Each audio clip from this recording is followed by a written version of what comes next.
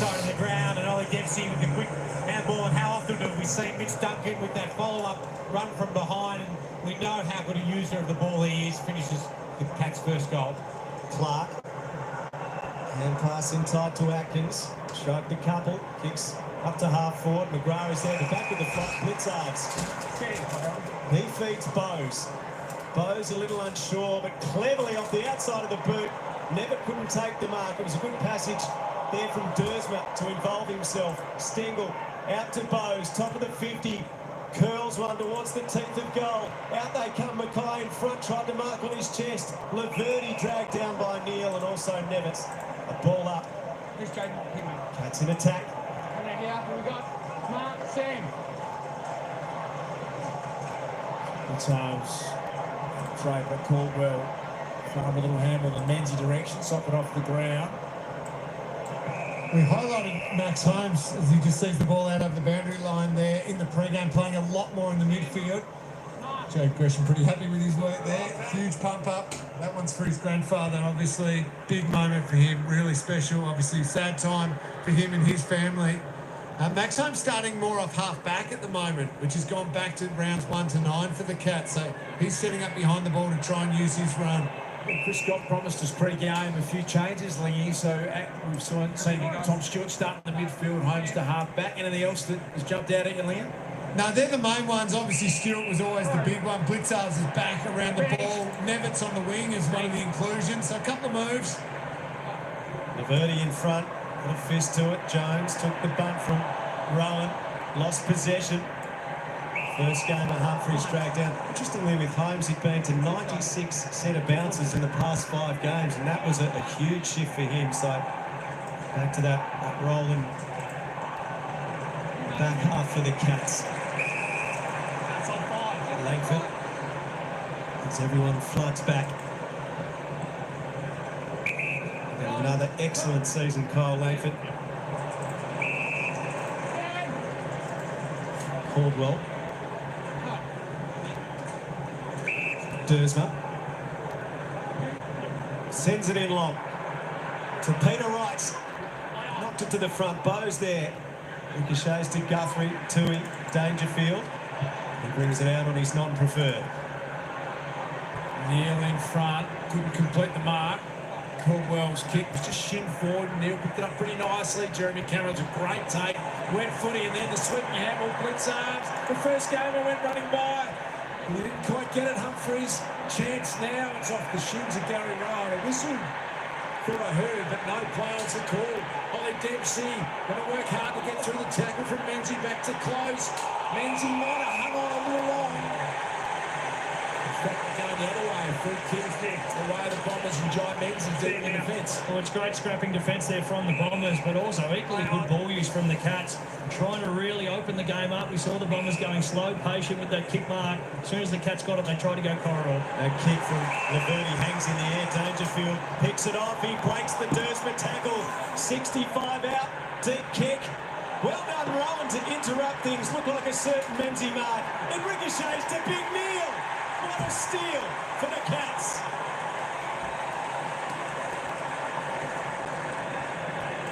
Gary Rowan had no clue where the ball was. Back with the flight. Didn't make front on contact. He put the hands up. He got a touch lucky. And the Cats rode their luck all the way to the second goal, which came off the boot of Shannon Neal. Back from the VFL with an early goal. Well, really good for Paddy Danger here. Field just plays on quickly, shrugs the tackle, and then Gary Rowan does a fantastic job not to interfere and give away a free kick and keeps the ball alive. Been really interested with the way Geelong have moved the ball. 20-6 handballs so far, so really wanting to get the ball in motion quickly. Nice and handball game, 250. The former captain to Kyle Langford. Play on. If you wanted some more room on the mark, deep to Peter Wright. Jungle mark, got it. Good contested mark for the big man. Should be a near certainty. and the comparisons to how Essendon are moving it. So they've had the 12 marks to 4. Been more patient with the ball, trying to a little bit of keep things off. Geelong, as soon as they're getting it, trying to inject some speed. Well, that's a nice option on a wet night to get it to the big man. Either hard the contest, the smalls are at ground level, or clunky it yourself. 14-6 set shots for the year, Peter Wright directly in front, and he makes no mistake. Goal for goal at the MCG.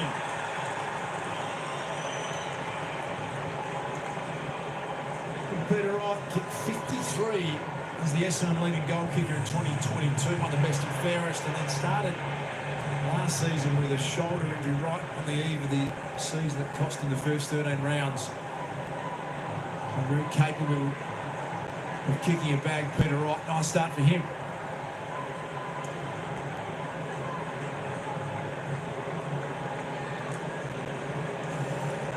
Just little subtleties here. So you can see Peter Wright pointing where the space is, understanding I've got a slight mismatch. Has to do some good work in the end because the kick wasn't perfect. But this is one thing Essendon did well last week as well. Lowered the eyes early, but then that allows you, once you hit the 50 arc every now and again, you can go long and strong. Goldstein's good hands release Durham, and his kick to string of laces out with champagne football. Well, we highlighted Sammy Durham before the game about how important he's become for this Essendon midfield. He plays with real physicality and toughness, but he's added this element to his game, his finishing ability, and we just see him hit Jakey's string of lace out from the centre corridor. Fantastic play. 4 marks inside 50 to the Bombers already. Coming off a season high, 5 goals, 1 against West Coast last week. He's got 4 on a couple of occasions this season. Stringer strikes it superbly.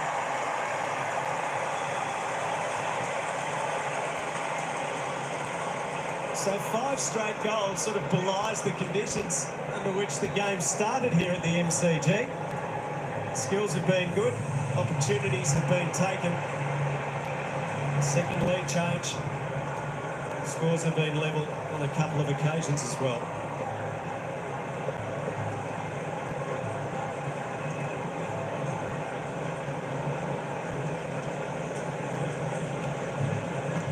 Just want to watch how Jake Stringer gets free here. I don't reckon Geelong would love that matchup of Duncan v Stringer. The easy exit from the centre bounce through Durham, but Stringer just a clever little sideways lead as opposed to coming up at the kicker, which Duncan might have been able to cover instead. Finds easy space. Well played. 3 of the 5 goals in this match so far come from directly out of the centre bounce, so that's how important his initial clearances are. Nick Hine, that's what he's in the side to do, to get involved and create a bit of chaos. How's Sam Durham going to be adjudicated here? Oh, Dog got it. Geelong, Dog got it. You heard the answer. Good little win, that one for Paddy Dangerfield. Wants to get it moving, a real up and under kick. Ollie Dempsey launch. He's going to take a ripping Mark Daisy at some stage. And from all reports, got the full licence. If the ball's in your area, this is one of your strengths. Punt it at ground level, but if it's in the air and you can jump on top of somebody, feel free. Goldstein and Neal to contest the boundary throw-in. Durham, kick partially smothered. Slapped by Clark. Closes over it. Attempted socket Dempsey. Durham picks up. Now tackled by Dempsey. Umpire quickly on the whistle. That's with a fantastic recent record against Essendon. They've won their last 6 against them. 18 of their past 21. Just got boot to ball. Goldstein knocked over. Bowes is toe poke back. Humphries runs into Langford. Socket by Guelphy. And out the side. What are they playing here? They've decided it's a different game, Essendon. It's not the Matildas working the ball forward. That was a heavy challenge. And a holding free kick going against Guelphy until he'll have it. We have a preview of the Euros going on through the wing and half forward line by Essendon. That's what you've got to do in these conditions, just get the ball forward any way you can. Duncan making the bounce in the wet conditions. Lateral kick. Okay. Colin Jasny has it at half back.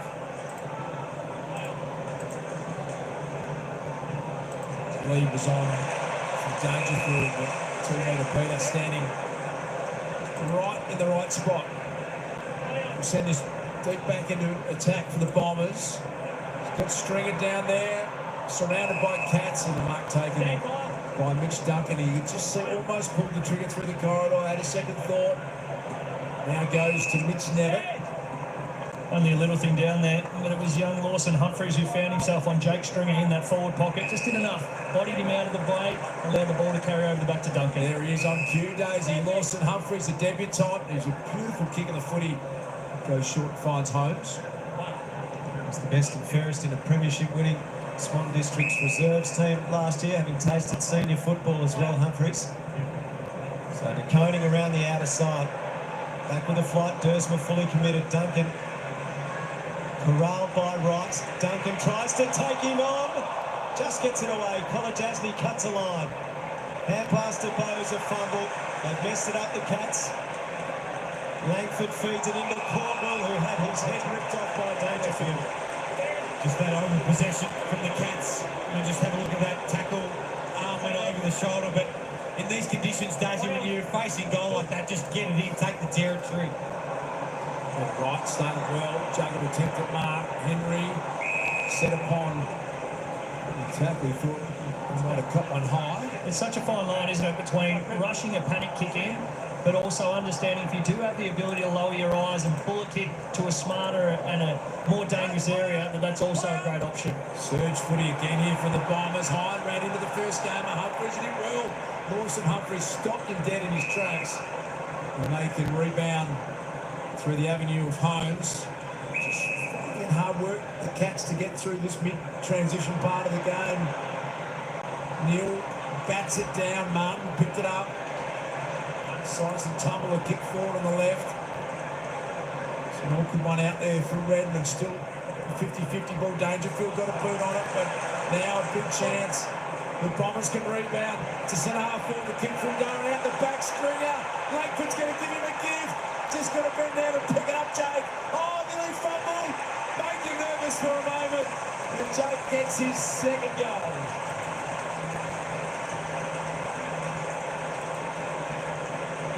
Capable of the extraordinary Jake Stringer, and he just thought for a moment that might have been one of the great clangers, but not to be.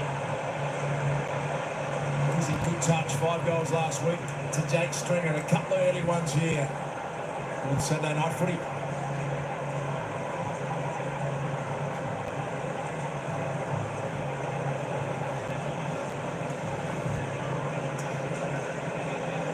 You see here, well, Geelong, the rush forward, but the ball goes too far into the corridor. Really clever here from Kyle Langford, just to work his opponent under the ball. And Jakey Stringer almost made a meal out of it, but got the boot to ball. But Essendon really looking dangerous going forward. Perkins there with Stewart right on his hammer. So that combination of Langford and Stringer have now kicked 61 goals for the season. That's the second best of any pairing in the comp. Mackay and Curnow 75 lead the way. Goldstein playing game number 328. So he levels up with a couple of Hall of Fame ruckman Barry Round and John Nichols tonight.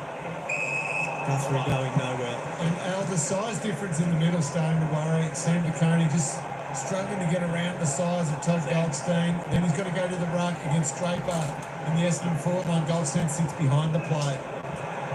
Caldwell overran it. Lawson Humphries, a debutant. Here's Todd Goldstein.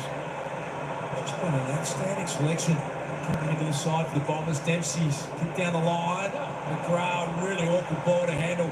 Close picks it up. Myers to Stengel. Blitz halves. Tracking him back with Zach Merritt. The Bombers have got some numbers here. Menzie had to dance backwards momentarily. Now, former skipper Hepburn with brilliant athletic mark taken by Tom Stewart. Stewart has runners in the centre of the ground. Blitzar's working forward as well. Goes short on the bounce to Close. Close has a free man inside 50. It's Holmes who's wandered up unattended. And Geelong, when they've changed the angles in the mid part and forward of the ground, they've looked really dangerous. There's gaps there if they're willing to do it. This is what we see Tom Stewart at his best, is when he's reading the play defensively and then able to find the freeze going forward. And Essendon have just been a little bit lackadaisical in their transition running. Geelong have found the free up the ground. He's found a habit of kicking goals of late, and that is right through the middle.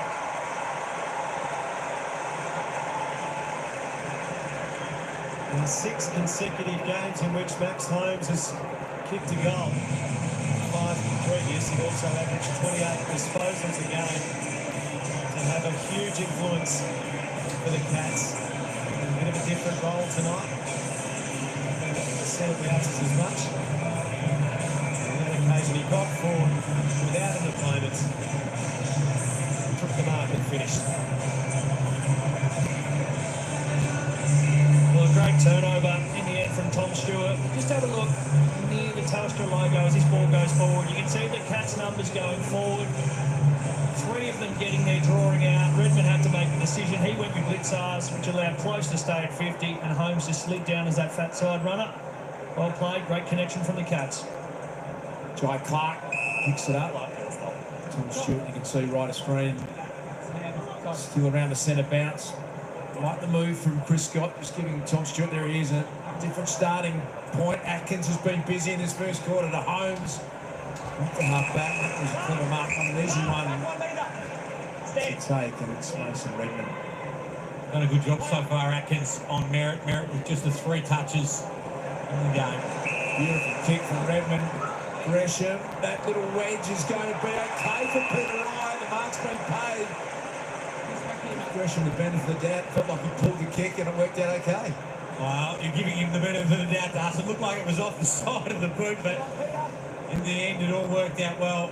Found a big key forward for Essendon, and he's looked sharp tonight so far, Peter Wright, and really important structural part for the Essendon forward line. It might only be the 3 kicks and the 3 marks so far, but his ability to create contests, getting that big frame through stoppage, through big aerial contests has been great. We don't have to worry about distance. Peter Wright is powerful. Set shot kicking. Pulled off that one badly in the end. We've seen a little bit of an issue with the wet Sharon so far. Minor scored the first behind of Saturday night footy. Cats bring it away quickly from the kick in. Guthrie releasing Holmes, who's bursting and kicking long. Dempsey.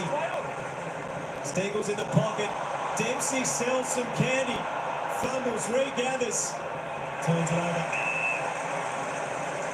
McGrath will bring the Bombers out. 2017 rising star. Jones up to mark on the back flank. A good weapon that day, isn't it? To have his marking ability up on the wing, Harry Jones. Yeah, we've seen that use both sides. They've used Cox at times on that wing, so it's a nice bailout when traditionally you get sort of a 185 type play to go up against, get a clear mismatch, and he takes the ball really well. So Guthrie, Ollie Dempsey's been busy to Atkins. Ran out of space out there on the front stand wing side. And Brent Scott talked during the week about the flexibility and wanting to be able to put players in different roles, and we've seen Jones push up the field to give them that flexibility and that bailout kick.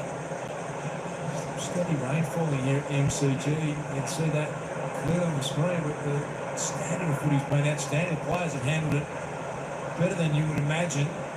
Holmes to Sam de Koning. Dry weather footy here again. The mark's been paid to Rowan. You can understand why so many teams were keen to get their hands on Max Holmes, and why Geelong would love to have 2 of him. He's been really influential already in the halfback line. Just link up play there, and another benefit of the doubt, Sam de Koning on the outside of the boot, finding Gary Rowan on the lead. He's been sub 4 times this year, including each of the last 3 games. So he gets a start tonight, Gary Rowan. We know he's a regular goal kicker. That one not going to make the journey. Goldstein, like a good ruckman back there to defend it through. This is the difficulty of the conditions. Players are going to have to quickly adjust to wet weather as the rain's coming down. McGrath to the wing, Collar Jasny intercepts. Oh, that's a complete miscue. It's like a slippery ball. Evidence of that right there. Ponchos have gone on all around the MCG. Goldstein and Blitzarves, there they are. Not blunting the enthusiasm of the fans tonight. The hardy fans who are in, hoping to see a good contest, and we're seeing it so far. Stewart through the pack. Neville couldn't handle it. Did well to get a hand pass out. Shepherd there from Merritt was superb for Martin to come clear to McGrath. McGrath towards Draper, through his hands. At the back to Coney, caught by Guelphy. Might have ball it up. And again, that's a good win for the Bombers there. Geelong had the extra number, so Essendon electing to send a forward up into the stoppage. Geelong taking a spare. 2 it on this occasion, further up the field. Ricocheting around in that contest, that Tui placed himself, Daisy, as you called, beautifully in the A1 spot. And the Cats can launch from defence here. Couple of bounces, Zach Guthrie. That will work out to Henry. Beautiful kick from Guthrie. Lawson Humphries, the debutant, great recovery.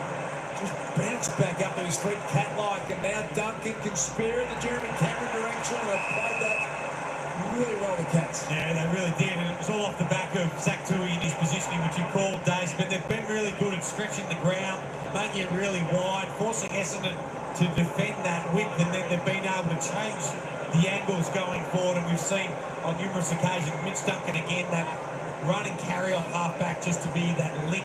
Max Hodge has been really busy as well doing the same. High degree of difficulty in this shot, but it's in the hands of Jeremy Cameron, who's capable of doing things very few can. That one misses. Through for a minor score. Good contest, this one so far. This will be the time if you're the Bombers, you'll be hoping to look to the bench, get the sign, a big overload one side. It looks like they're getting numbers with this broadcast wing. Just be happy where this game is when the sign goes for quarter time. Goldstein over the back of DeConing, Nevitt crumbed it, Heppel got him. Stewart and Guelphy are getting a little entangled. And the umpire has been sucked in. Guelphy flinging himself to the floor and rewarded for it with a free kick.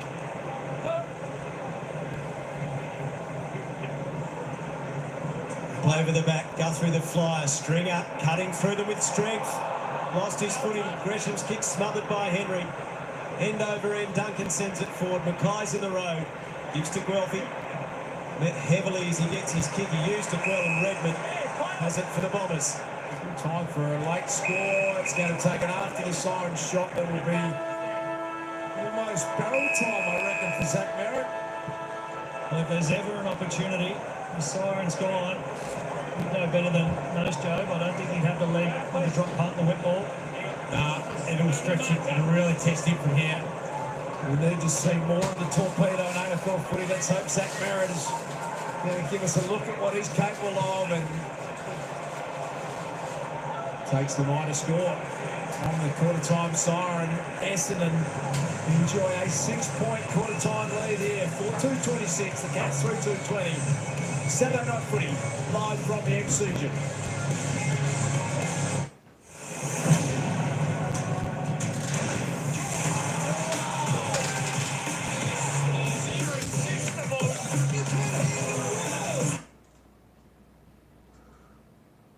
All right, there we go. There we go. There's the first quarter. Geelong 3-2-20. Trail Essendon 4-2-26. Let's just have a little bit of a look at the player stats there. You can see there we have disposals on top. We've got Mitch Duncan from Geelong and Oliver Dempsey, both on 8 disposals for the game. 6 kicks, 2 handballs, and for Dempsey, 3 kicks, 5 handballs, both with 2 marks. Then we've got Max Holmes on 7, Bowles on 7, Gresham is on 6 with Caldwell on 6 also for Essendon. Tommy Hawkins on a 6 as well. He's been a little bit quiet the past few weeks, but you know he's due for a big game here at the MCG where Geelong take on Essendon. The rain's falling. She's starting to get a little bit wet at the moment. So the scores may be low scores today if anyone's out there deciding to have a little bit of a punt. So I'll just run that up just in case you can see your players.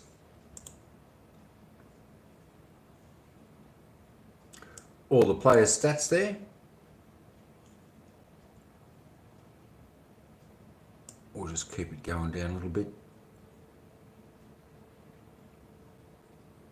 There we go. There's all the stats for the players. We'll head on over to the team stats in just a moment. Just while a few folks out there may be looking at the players, the stats, what they've got, what they've had. So that is the disposals.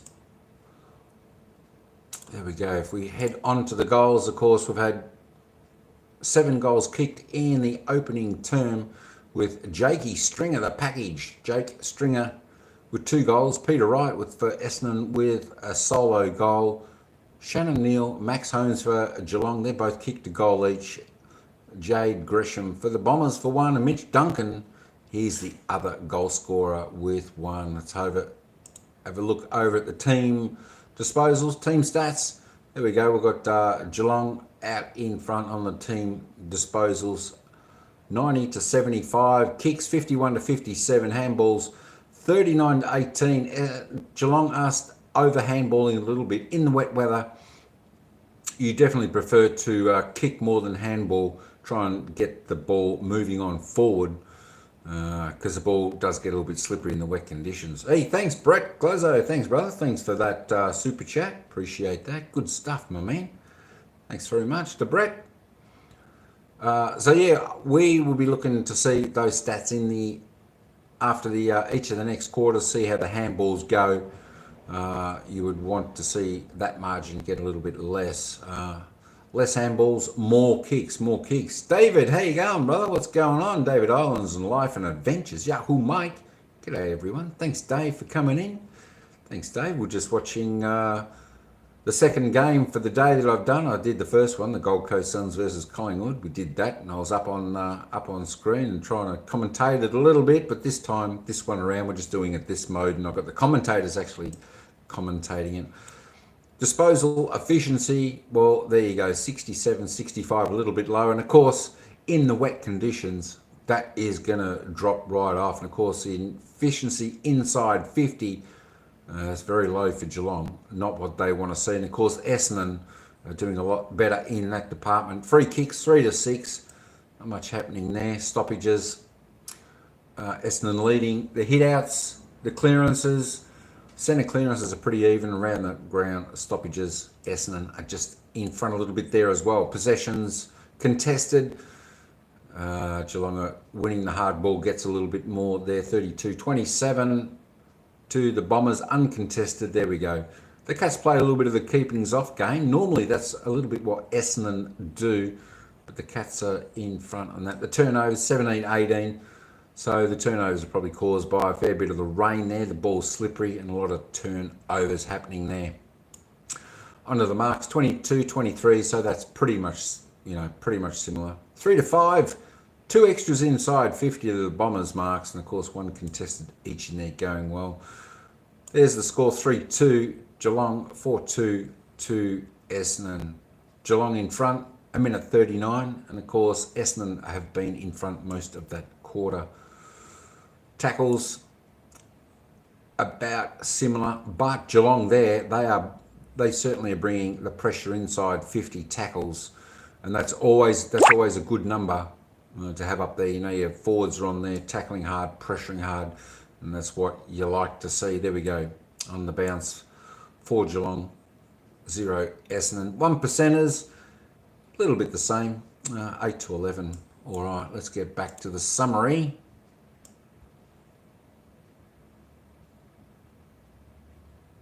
Let's get back to the summary. This game will be underway. It's just started. Here we go, folks. Then, so do they continue with Stewart? It looks like they're going to do it for the second quarter. Good luck to whoever you support. Okay, let's head back to a wet MCG. What a great day of football we're enjoying right here on Fox. Draper taps it down, but it's De Koning who takes it and gives to Atkins. Awkward kick to half forward, beautifully controlled by Martin, whose debut a couple of years ago against the Cats yielded 5 goals, an extraordinary performance. Caldwell to Durham, Martin again, runs into Duncan, he's caught, and just over the shoulder. He's having an outstanding season, averaging 29 possessions a game, Martin. Goes to the forward pocket. Out they come, reaching over the top. Blitzarves. Holmes flipped it up. Caldwell ushered over by Myers.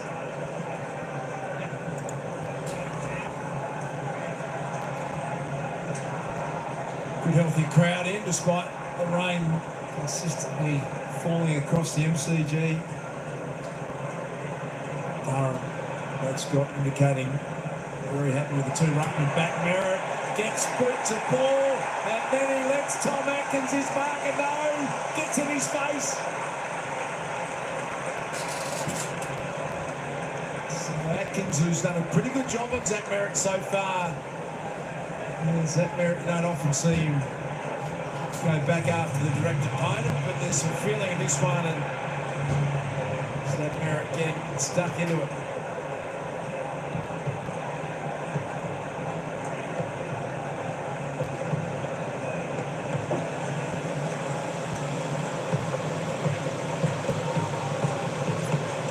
Well, there's a lot of off-the-ball activity, but you see the movement of Zachy Merritt, and that's where he loses Atkins around the ball. He just stays active, and Atkins is really putting the hard clamps on him, but Zachy's got on the goal score there. Yeah, he has, but he continues to work hard in the smart positions on the ground. Zach Merritt, very clever.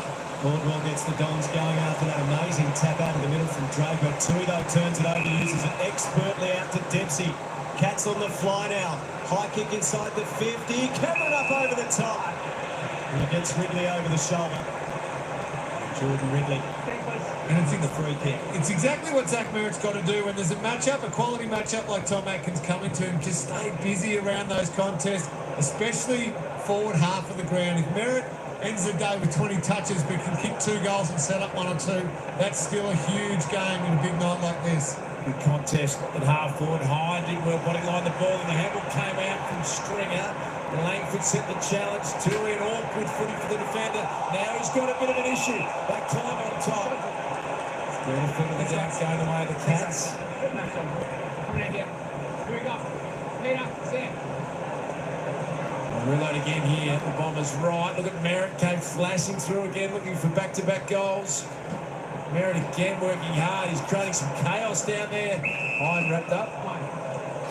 And we touched on it briefly in the pre-game. This has been the evolution of Zach Merritt. He's not so much chasing the cheap kicks, happy to get in there, get dirty, find his own footy rather than relying on others to bring him into the game. Stewart's clearing ball touched. Blitzar's heard the call. Tumble punt. Rowan used his body. Almost tunneled Mackay in the contest. Cameron soccers it. Neil is there. Ridley goes back. Work forward by Rowan. McGrath in the way. This kick, if it goes out, it'll be insufficient intent. And a Geelong free kick. Thanks the usual response from the offending team's fans, but that was pretty blatant. Nevitt. Mackay up. Blitzards across the front. Heppel hand passed into Neil. Crashes in again, Dyson Heppel. McGrath flips it out. Laverty, Martin. Hard on the boundary, kicks to the wing. Guthrie. Set mark from Zach Guthrie. Back to Atkins as Job and Daisy have mentioned a few times, going head-to-head with Zach Merritt. Tui transferring right across Shane Weinstein's side, and Henry inside forward 50 go to Cats. Ollie Dempsey has been really strong. Holmes, good decision maker by default, but that one not where he wanted it at all. No, but you can see the intent of Geelong. They really want to make the ground wide and then find the pockets of space that they've created by making that extra width. Right, collected Colin Jasny. Boundary throwing. Well, it's only a little thing on the night, but Stringer getting stepped to the inside allowed the direct opponent to come back in. So as a defender, you're reading the cues. You're expecting him to keep him to the outside so you can take proactive positioning. As soon as he comes through, as Henry on that occasion, completely opens up and shifts that defence. Draper at the back, Blitzards though gets it. Hind paddling towards Caldwell. Off Gresham's hands. Jones comes away. Kicks Essendon to the half-forward flank. Well controlled by Stewart. I've noticed something that might just sort of result in the colour flushing out of Lingy's face, Das, and that is with the Cats wearing the logos of their regional teams, their junior teams, on their jumper. I've spotted a Hawthorn Hawks logo on a Geelong jumper. We'll see if we can spot that shortly. Never takes the mark in the corridor directly in front. That was a big win for Paddy Dangerfield on that round contest with the half-forward flank. Just committed himself to the ball. Just have a look here, just gets low, keeps himself over the ball, and that created the win and the chain. And Geelong have been really good at looking off the line when they've entered their forward line, finding marks inside 50. The Grovedale Tigers logo under the AFL logo there. His junior club, Nevitt, back into the team after a long VFL stint. He pulls the kick. It's a minor score. Coming out. Yeah. One in. Jump out, please. Place it. Yeah.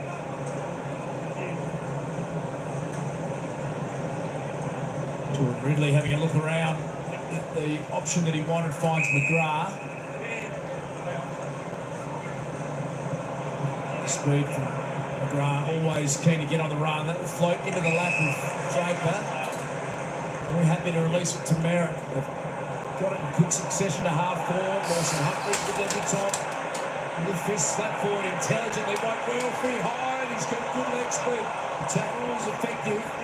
Opens the door for Bowes, and that works too close at half back. Just going to have to be a touch patient here. The Cats scrambled in defence there. Open sides on for them, which is a good thing. They're going to have to continue to find ship mark here as the Bombers back in numbers. Henry to the wing. Well read by Durham, who floated across the front of Blitzards and took a fine mark. Infield with a hand pass to Redmond. Redmond kicks the ball towards the pocket. Henry got a hand in. Wright's curling kick to the teeth of goal. Sliding in Stringer through the legs of Holmes. Tui picks up. DeConing comes clear. Awkward kick, may have turned it over. Redmond protected the ball by turning his body and can line them up. So it's all well and good to try and explore the open side. You have to know what the next move in the puzzle is. They did find the open. Once they looked up there, it was a kick to a one-on-one. Durham was the one good enough to intercept it out that side. Maybe a little bit more of the percentage play would have been take your time, wait for the numbers, and then see if you can find a contest long down the line. 1-3 for the season for Redmond. Almost had the only goal of the quarter. The biggest lead of the game. Pushes the kick. Right up off hands. Cats who want to see this through, and Humphrey's the first game up. Plays the percentages perfectly. See something he likes immediately, that's Zach Tui. Harry Jones is awake to it. Improving player, he's got a couple of targets that were waving their arms around Langford. Peter Wright, he just parted the seas there. Couldn't complete the mark. Clearing kick again, Harry Jones. Up to 5 marks, Harry Jones in these conditions. Play on. He was getting an impact. Kick smothered off the boot of Ridley. Clark did well. Jones again, clean possession, back to Laverty. Good chip, side 50 Merritt. Worked the body nicely, Hind. Kick to the top of the square, right. 90% of the mark. Langford can score from here. Goldstein puts his big frame in. Bombers fans down there urging for a free kick. It's still live. And Atkins to Bowes. They'll get it out. The Cats, but it's going to come back. Under siege, the Geelong defence at the moment. A skidding kick inside the 50. Clark gets it clear. Rowan's going to stand and waits. Ridley thumps it away and takes possession. Off to Martin, a step, another forward 50 entry, turn it over. So the Cats clinging on here. Can they a little period with possession? No, because Jones slaps it away from Nevitt, a boundary throw-in. It's inside 50 after inside 50 at the moment for the Bombers, Joe. Well, just touching on Harrison Jones, up to 9 disposals, 5 marks as we touched on. Really important player for them, and him going further up the ground just gives them more options. He's looked really free and confident the further up the ground he's playing. Goldstein hit out, followed up his work nicely. Goldstein, Durham, strong tackle. Will be rewarded with a ball up. Just a real scrap at the moment, this game. Perkins just twisted off it. Here's some frustration out there. What here? Freaky Atkins received it from Clark. In front of Mackay, launched at it in front of Neil. Cleverly done. Jordan Ridley, Heppel, a 250 gamer, and that is going to float out of bounds. So Geelong free kick right in front of the players, interchange race. So currently it's Jordan Ridley who's really setting up well behind the plate for the Bombers. He's going to take Gary Rowan now as the deepest target for the Cats, but Ridley, since he's come back into this team, he's just been crucial, settling down that back six. He's patrolling either as the goalkeeper type player, the last person in the line of defence, or happy to take any matchup on the field. Stewart kicks towards Neil, charging out at it. Tapped on by Blitzarps, cleverly to Bowes. Bowes kicks to full forward into the space for Dempsey. Perfect pass, Dempsey to take the shot from the pocket. He handballs it off to Cameron, wheeling around onto his preferred left. They caught the Bombers napping there. And Cameron, the hobby farmer in the country game, comes up with his first of the night to draw Geelong back within a goal.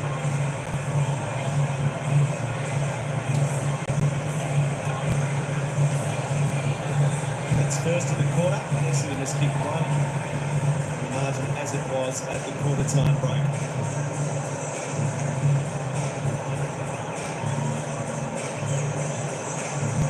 Just predictability and fundamentals. Neil with the first contest, a knock on there from Blitzarves, and then a beautiful kick from Bowes.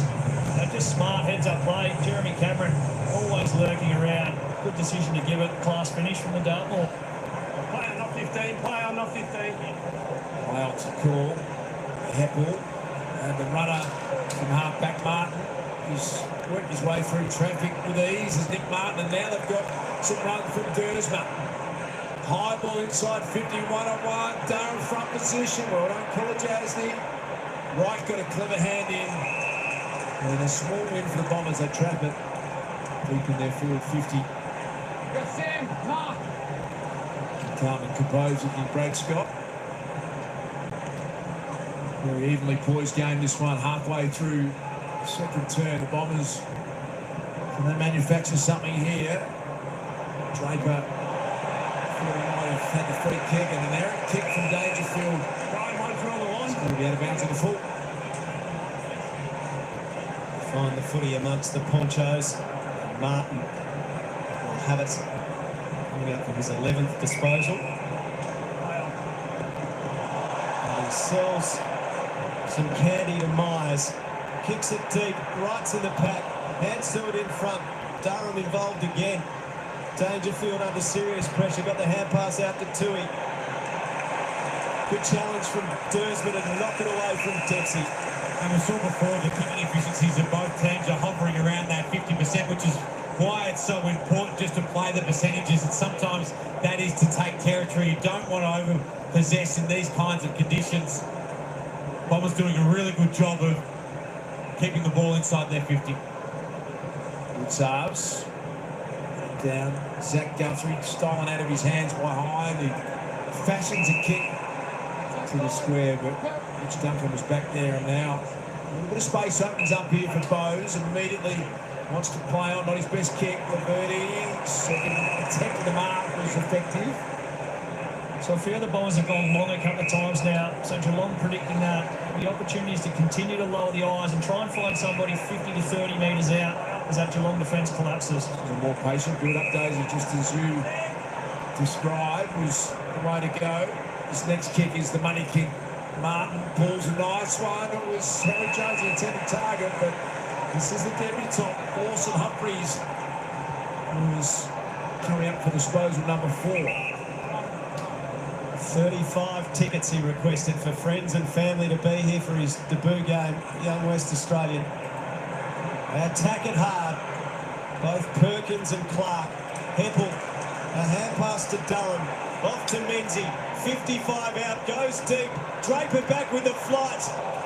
Big collision, Henry up committed, Humphries as well. The Bombers with a 4:50 stoppage.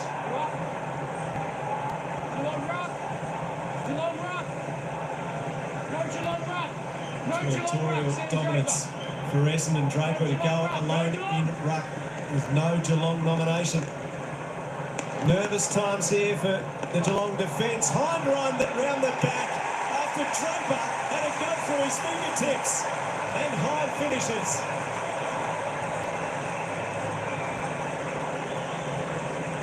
Essendon's second goal of the quarter. Hind's first of the night.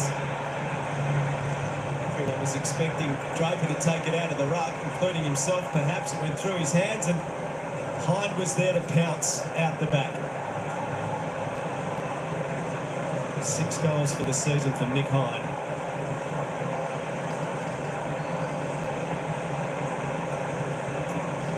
Well, the lack of nominated ruckman created the confusion and all the players collapsed on Sam Draper, convinced that he was going to take it out of the ruck, and he didn't, so Hind was able to run unencumbered free, and really clever goal from him.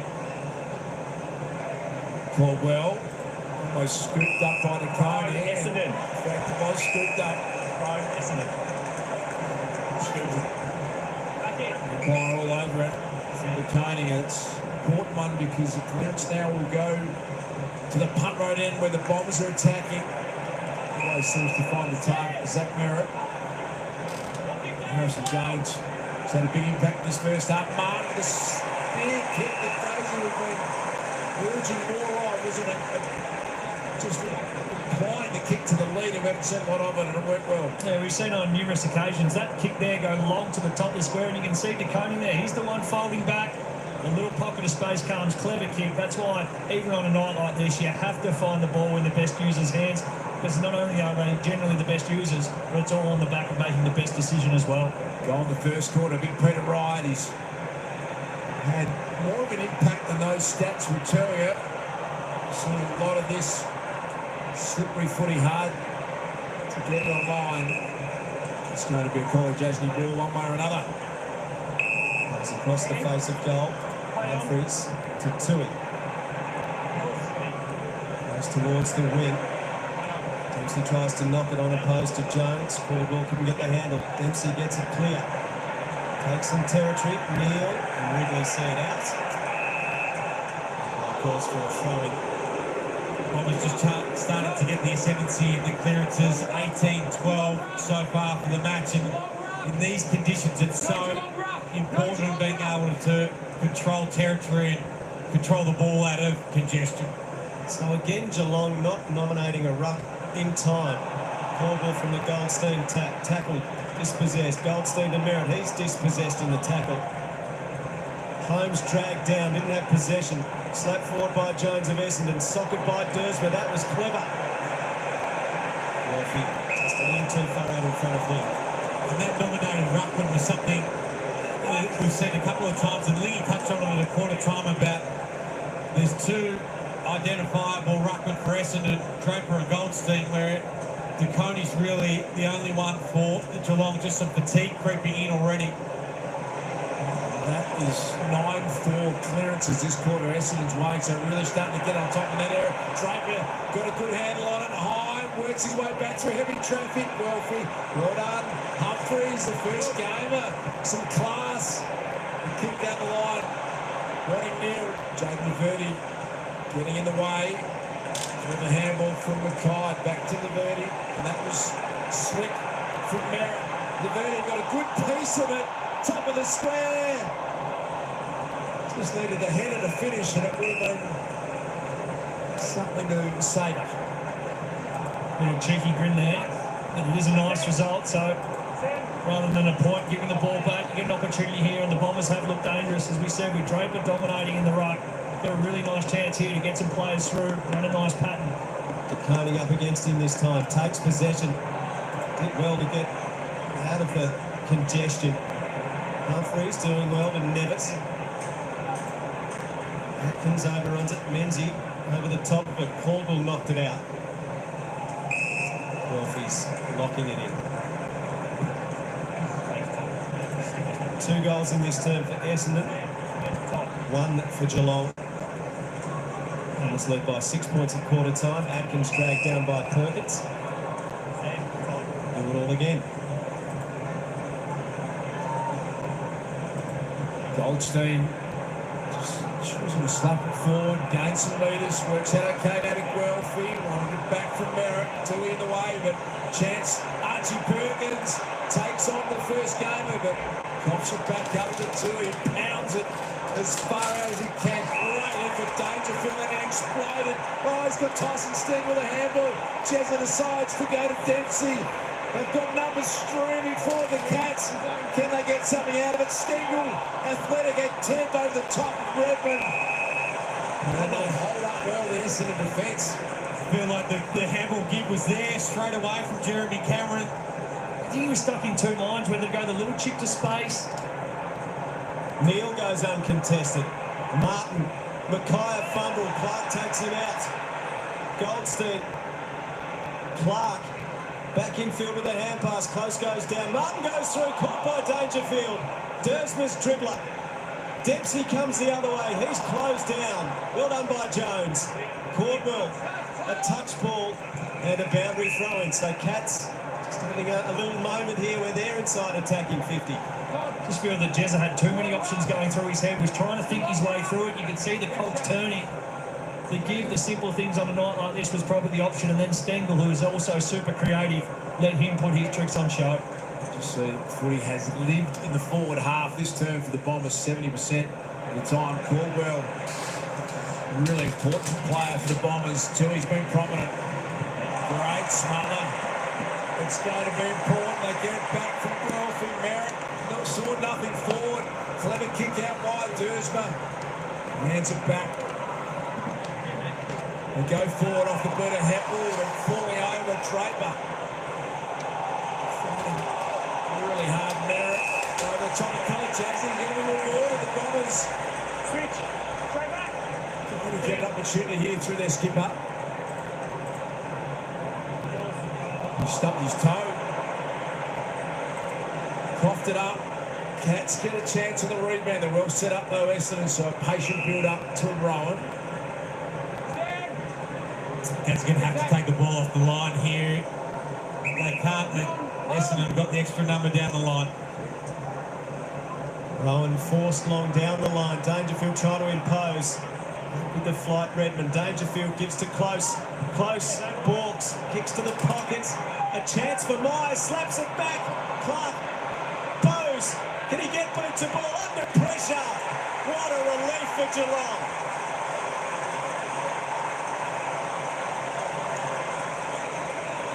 Cats back within a goal after Essendon had dominated. And the Geelong defence have been faced with challenge after challenge. Clever, very clever from Myers. Bowes able to finish despite the pressure all around him.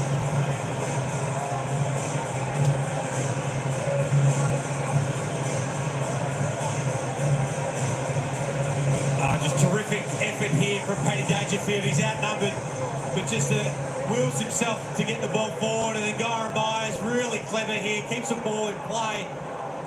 They're finding it hard to get goals, Geelong, but they're just finding a way to craft it. Not a lot of opportunities, only 8 inside 50s for the quarter, as opposed to Essendon 17, but hitting the scoreboard nonetheless.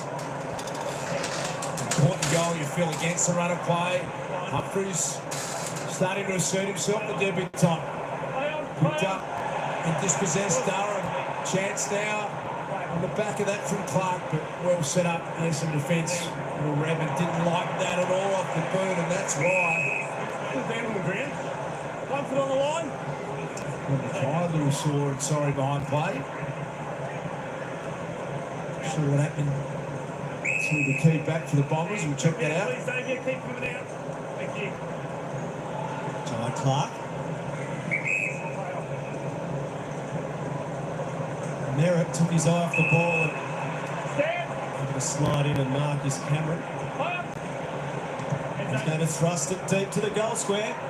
A chance for the Flies. Rowan was there and Dempsey suckers it home.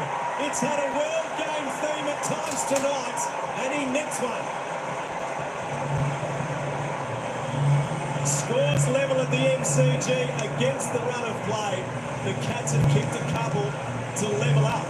And Dempsey is delighted. Some skill in that, Nico. Ollie Dempsey. That's a lot harder than he made it look.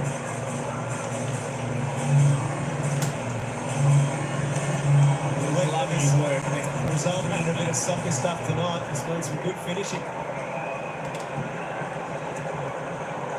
Well, we spoke about his licence in the air, but just smart there, but also just twisting the body and good enough to find the outside of the boot, bottom left corner. Thank you very much. That is a very handy goal. And Lingy, Ben Mackay just coming from the ground. Yeah, it's a bit of a worry, Dave. So that was in that last marking contest. Almost tunnelled himself a little bit. The Docs weren't sure. They just want to assess him on the bench, take the time there with the halftime break coming up. Thanks, Lingy. The Bombers wanting a reply. There's right with strength. Just out muscle Jack Henry. Mark Strang hasn't heard the whistle. He looks up and Peter Wright's taking a big, strong, contested mark. This will be good tonight. Yeah, protect the area, Jay. Come back on out, Jay. There's the tunnelling, well described there from Lingy. But this is a much needed goal for the Bombers. As Job said, they've dominated territory, 18 inside 50s to 10. But they've only kicked the 2 goals won this quarter to 3 goals won from Geelong. So needs to go back, must kick. Contested marks in front of goal on a night like tonight. Super important. Peter Wright is made out by think about it, but he gets his 3rd goal of the first half.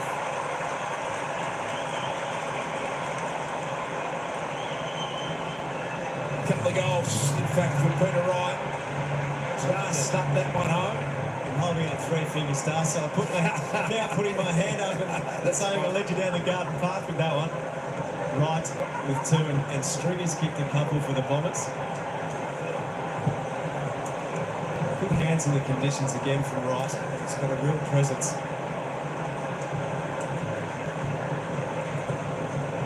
We talked about the Essendon aerial dominance. Well, Peter Wright's up to 5 marks. Harrison Jones 6 himself, and really important that their keys are able to take those, and we see that up to 8 marks inside 50 already. So the Cats. Good tackle there, Myers on Martin, an advantage paid. Holmes. Deep ball towards Rowan and McGrath, 1-on-1. Great use of the body. That was strong from McGrath. His hand pass around the back. Redmond. It's a big defensive win, but a pretty horrible entry. When you've got shoulders out like that, you can make every decision you want. You have 3 nice options coming at you, and yes, it is a wet, slippery night, but you can also aid the bloke who's marking the ball by just giving it a little bit of air. Let them run onto it, choose whether to take it in the hands or on the chest. Ferocious tackling from Essendon. Right hand pass, gave it up. Flicked back by Bowes Geelong's way, but another stoppage. The intensity for Geelong's lifted as well. They're tackling pressure. Stewart, Dangerfield, Blitzarves there, just really physical around the ball. Understand the important stage of the game. Dangerfield really going after the contest. He did well to get it forward. Caldwell going to fight his way back through heavy traffic.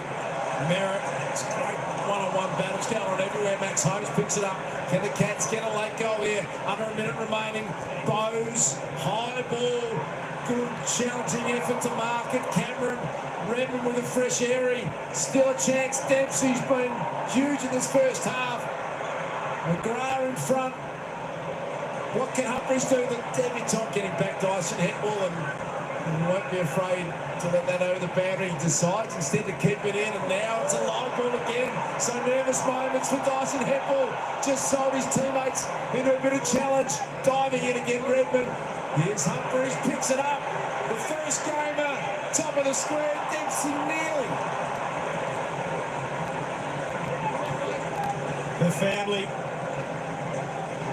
were watching with bated breath and great anticipation there. He's had good moments. He has. The occasion hasn't looked too big for him. He's made some good decisions, been physical at the right time.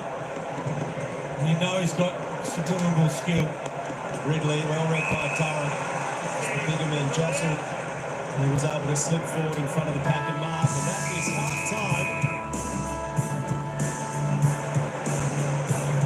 Half-time on Super Saturday, and it's the Bombers by 5 points. This is a cracking contest. Neither teams are giving an inch. The superstars are all out to play. Well, perhaps discovering a few stars of the future. Ollie Dempsey has been sensational. The Bombers +6 inside 50s, so need to make the most of their work. But Jack Rewalt, Eddie Betts and Brad Johnson, we could have another game go right down to the wire today. Yeah, we've had a couple of great games of footy here on Super Saturday, but this is shaping up. Conditions have been tough out there at the MCG, but both sides are using the ball relatively well. At the moment, Essendon are sort of dominating the clearance battle and also the inside 50 count, but unfortunately for Bombers fans, haven't been able to hit the scoreboard and get the best out of that dominance. I think it's going to be a wet game the whole second half because the radar says the rain's going to come, so it's about yardage. Territory, don't get the ball forward in the forward half. Yeah, well, I like the fact that Zach Merritt got his game going in that second quarter. He had 11 and a goal in that quarter alone. Only 4 in the first quarter. Same with Nick Martin. So he had 4 in the first quarter. So both the major ball winners for the Bombers, who rely a lot on their movement and the way they play their footy, really got going in that second quarter. We're going to take a look at our first half highlights with thanks to Telstra. And Jono, talk to us about Ollie Dempsey and the player he is becoming. Oh, it's so good to watch, isn't it? It's right in front of our eyes, the way that he's really growing and becoming more and more confident as that half forward pushes up behind the contest a little bit as well and uses his running power to break away and certainly get away from his direct opponent. But you look at the last 4 weeks, he had 27, then he had a lower game of 14, then he's had a 25 last week, and then tonight he's had 14 in the first half alone and kicked a beautiful goal that got the Cats back in front in that second quarter late. So he's really competing well. And what I love about it too, that's a beautiful goal. Yes, is how clean he's been in tough conditions. And a young man, tough conditions, MCG big stage, he's really stood up. And you speak about the motor, like when you got him, then you got Grimes, you got Brad Close in the running down at Geelong. They're in the top 5, so it's great for those small forwards to get up the ground and race their defenders back. Ed, you've been busy. You've been in our Fox Footy lab. What have you Roll the sleeves up, Ed. It was the matchup of the day, I think. Who have we got? We got Tom Atkins versus Zach Merritt, and Zach Merritt's been unbelievable. The skipper played really well. He had a great season. So if you just watch here, he's in a 450 stoppage, Jack, and he just loses him. Kid's going through. Tom Atkins is trying to get him. He gets there, and all it takes is that little bit of moment just to kick that goal. And surely he's learned from it, Ed. All he has. And if you watch the next stoppage here, he's on the ground and just watches him. Watch him all he follows it all the way through. Doesn't let him go, but Geelong, they're 18th from points from clearances, and it's not gone with him this week. Yeah, it's Tom Atkins is an interesting one because he sort of was out of the midfield, and then all of a sudden he was the breath of fresh air that went in sort of the back end of last year and gave them something different, a different dynamic, and now he's doing that run with role with Zach Merritt. So clearly 4 touches in the first quarter, had the better of Merritt there, but that just shows you give good players an inch and they can create 3 metres pretty quickly, and we know that Zach player is certainly a lot better than a good player. He's a great player. You want to have a close look at Nick Hines' goal tonight and the setup behind it. Yeah, so Ed's just mentioned the scores from clearance has been a poor standard for Geelong tonight, and we see that one from Merritt. But Hines here as well gets involved in this one behind you. So just that movement as well, and it's from the Cats not being diligent at defensive 50 stoppage. It's such an important part of the game. It's not a high-scoring part of the game as well. So to have 2 goals already by half-time is a big number, and certainly some warning signs for Geelong. And you just don't want that if you're a Cats player or a Cats fan or a coach to be the difference when the final siren goes tonight. When you're sitting at that stoppage and Nick Hines, his eyes would have lit up because no one was on him. Yeah. No one was near him at a 450 stoppage, and he gets that free run behind, like I said, behind corridor side, easy pick up, snap, goal. And we asked the question about the Geelong ruck. Dangerfield's in the ruck there, and you do not want Patrick Dangerfield rucking against Drayton at a D50 stoppage. So that just comes down to organisation. It's probably been the thing over the last month that's been poor for obviously Geelong. So you got Dangerfield there thinking he's going to tackle him. Hine gets a free run at the ball. So the little minute details are important. You see, Sydney gets rolled by a point today, and there's opportunities in that game where you could change things a little bit. So you've got to make sure whether it's at the end of the game or it's half-time. If you just show that footage again, you can see the Conning coming down inside 50. He was just organisation from Geelong. He couldn't get to that 450, which Danger had to come off behind to go in that ruck. And goal. They paid the price. Ed, you mentioned Merritt before. Another midfielder who is perhaps a bit unheralded is Jai Caldwell, having a great game. 15 disposals already at the half. He is so important to them. Yeah, he's an absolute star, Jai, and he's leading the clearance as well. Yeah, and I think they should change that matchup, to be honest. Put a Tom Atkins on the Jai Caldwell. He's so damaging. Like, he's inside 50, kicks Jack. He's unbelievable. He's got goal sets. He can go down forward and score a goal. Look at that. Just burst through the pack there. And he's tough as nails as well. He's a really honest midfielder as well. So that defensive side of the game, which can not come naturally to some midfielders. They like to run one way very quick and not so fast the other way. He's got that in him. He's got that two-way work rate, which is important. And it's the reason why he's heralded as a good player at the Essendon football. 27 last week on Elliot Yeo, who kept the 20. So that's what I like about him. He will go to work on you defensively, but then he joins in attack and leaves the contest at the right time to really have an influence for the Bombers, and he's doing it again in the first half. Conditions probably suiting him as well. He's playing brilliantly in the wet. Jack, let's circle back to the Tom Stewart matchup and how they're using him. We discussed it at quarter time. Where's it tracking now? Well, it's still sort of tracking along okay-ish, I think. I think you can see Stewart in the game is starting to try and get back to help the defence. So there's always a natural sort of feeling, I suppose, that he goes, I'm going to be a midfielder, but I know what it's like to get burnt from my mids. So I'm going to go back there and help, which I actually don't mind as a tactic from Chris Scott, is that sometimes when you are lacking in defence, and at the moment, scores from turnover and scores from clearance have been a really poor standard for Geelong this year, 18th in the comp in both of those areas, is that maybe this is the move to break the tag, which most sides are tagging now against Tom Stewart, but also give you just that little bit more of defensive structure behind the ball. So it'd be an interesting watch if they continue to push ahead with it in this second half. Good battle in the coach's box between the twin brothers. Let's see who can... Twin brothers, the Scott Cup, the Scott Country Cup. Sure. I'm going to go with it. There you go. We're going to head to a break. Plenty more coming up. We've got the latest news with David Zeta, but first let's check in with Sportsbet.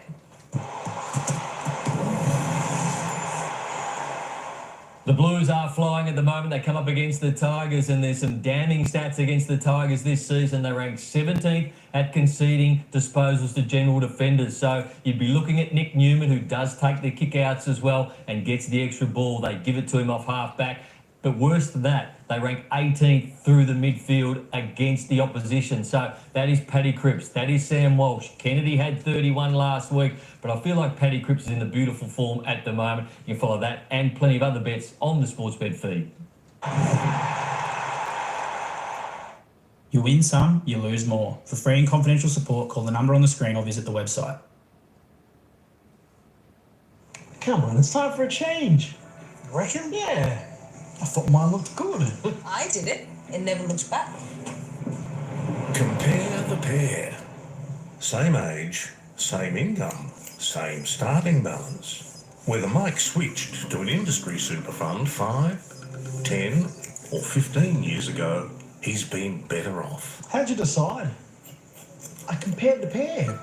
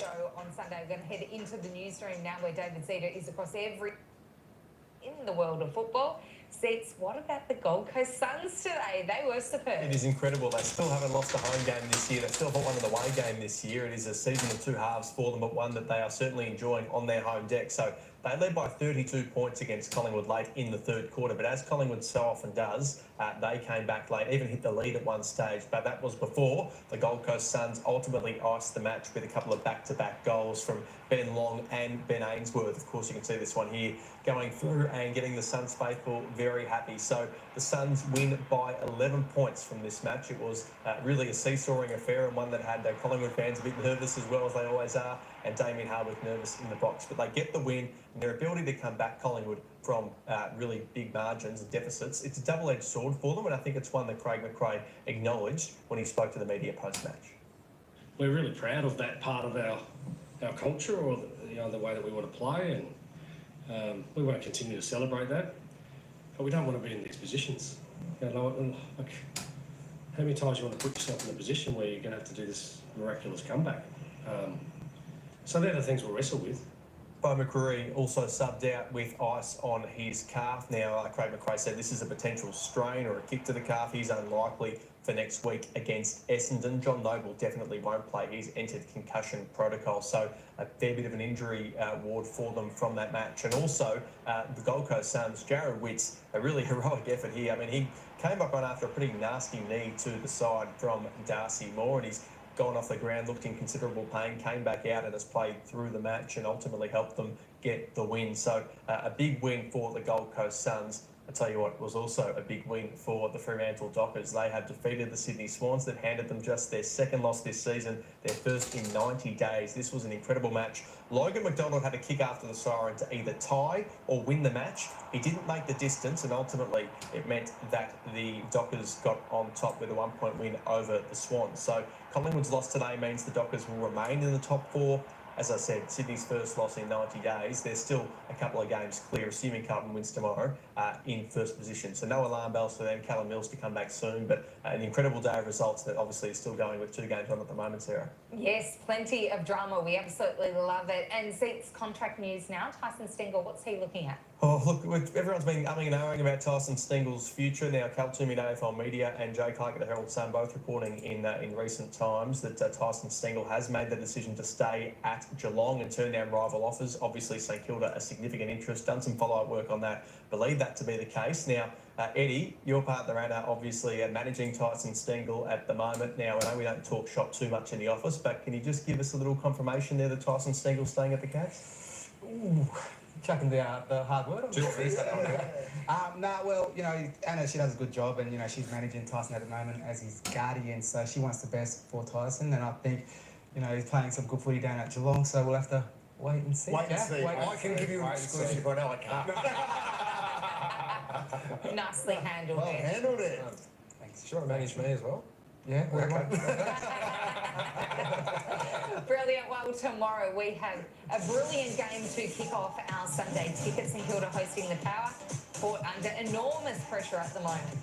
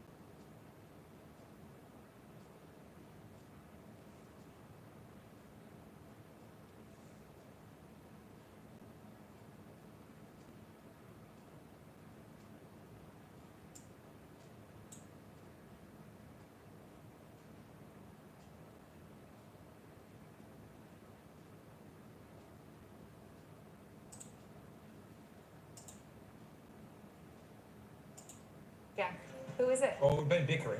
We I've have. gone Zach Merritt.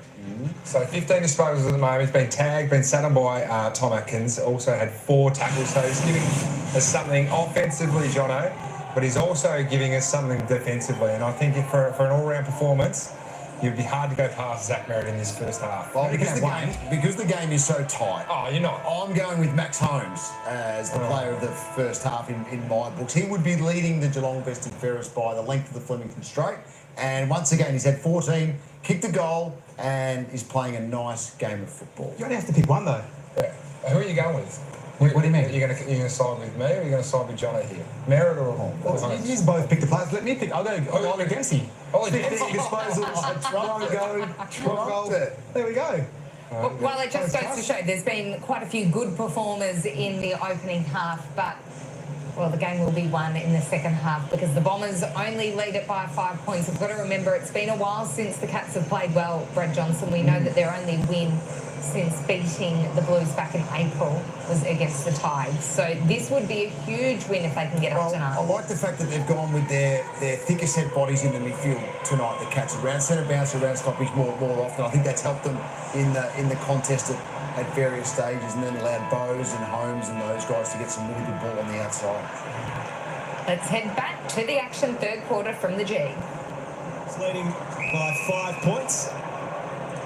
Durham's been very involved for Essendon. Draper tangles up with DeConing. Caldwell knocked it. Here's Durham again. Off to Merritt. High up and under to half forward. Gresham and Duncan tangle. Knocked down by Duncan, rove by Atkins. Flipped the hand pass out cleverly, releases Duncan. Hand pass to DeConing, too low for him to gather. Merritt knocked it back, but Martin had a fumble, and Duncan pounces. His leg play onto advantage. Duncan kicks towards Blitzards. Cats will line up for the lead in the opening seconds of the second half.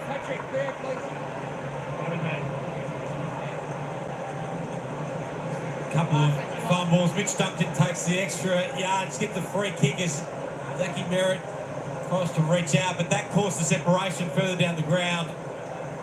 Really good kick from Mitch Duncan to find Mark Blitzards free inside 50. Geelong hasn't led since the first quarter.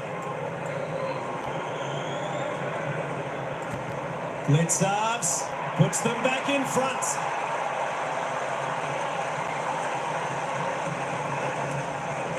He flirted with that left goal post. He got it home, Mark Blitzards, his third goal of the season. And the Cats have not led since the 11-minute mark of the first quarter. Find themselves in front through the opening minute of the third.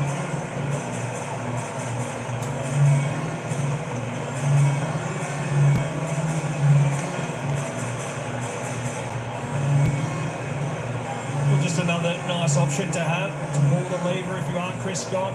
Send it tall down forward. We know Blitzards can play right midfield, wing at times. We've seen him across half back. The magnets have been moved. So on a night where it's been Essendon tools dominating, but Geelong footy clubs reacted and sent Blitzards forward. Gets a nice goal and a nice start this third term. So Stewart, first possession, couldn't break through. Forward. Bowled over. Dangerfield picked up and is carefully placed down. Durham awake to not wanting to give away a free kick. Gresham's handball putting it back to Caldwell. Myers with an effective tackle. It was clever to rolling without free kick being given away. Yeah, it was excellent technique from Myers there. Kept the arms under the shoulders, but then didn't slam it into the ground. Great adjustment. Good agility from Langford to work through that traffic. Seen Tui get back so often in this game. Duncan, they've now got some issues here. The Cats, Langford, Guelphy, quick reply, Bombers. Guelphy's got it.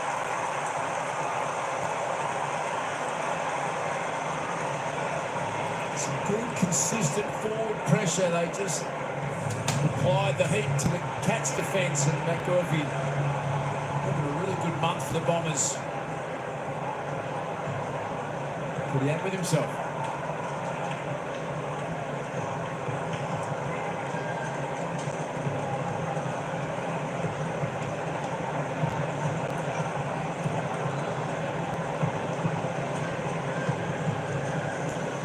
Well, just keeping the ball alive.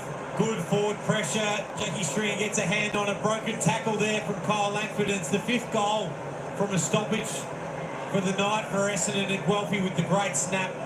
We're pleased with how he's playing so far. Hunting at Durham. Took heavy contact. Next time. We love the physicality there from Paddy Dangerfield. Draper, the roundhouse, Guelphy. They collect and a clearing ball to half forward. Guthrie and Stringer. Guthrie's toe poke. Dempsey.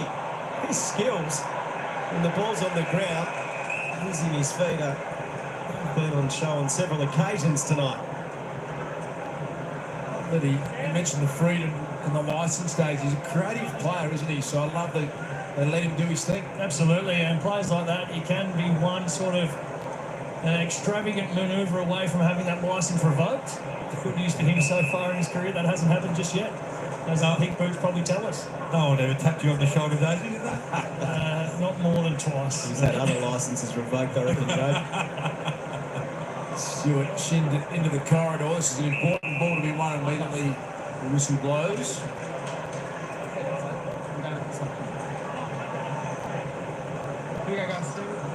Persistent rain at the MCG. Blitzar's got a hand to it. Caldwell. Hind used the body, tried to sock it, ran into Colajasny, Langford. He's Mets on all fronts.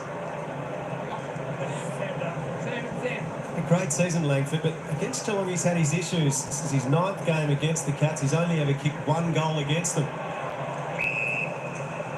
His last 2 seasons have been outstanding for Essendon.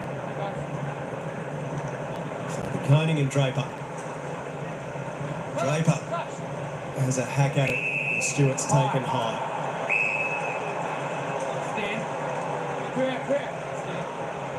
It's a big frame and a presence around the contest Tom Stewart provides. Releases the kick to Zach Tui, coming up for disposal. Number 15 works it back to Stewart now. The task set for Henry. Langford brought it to ground right. Merritt came swooping in, but Jasny up to the challenge. Intercepted the handball. Holmes often looks at defenders and backs his leg speed in. Goes for a little run, and then the steering kick will be okay to Bowes.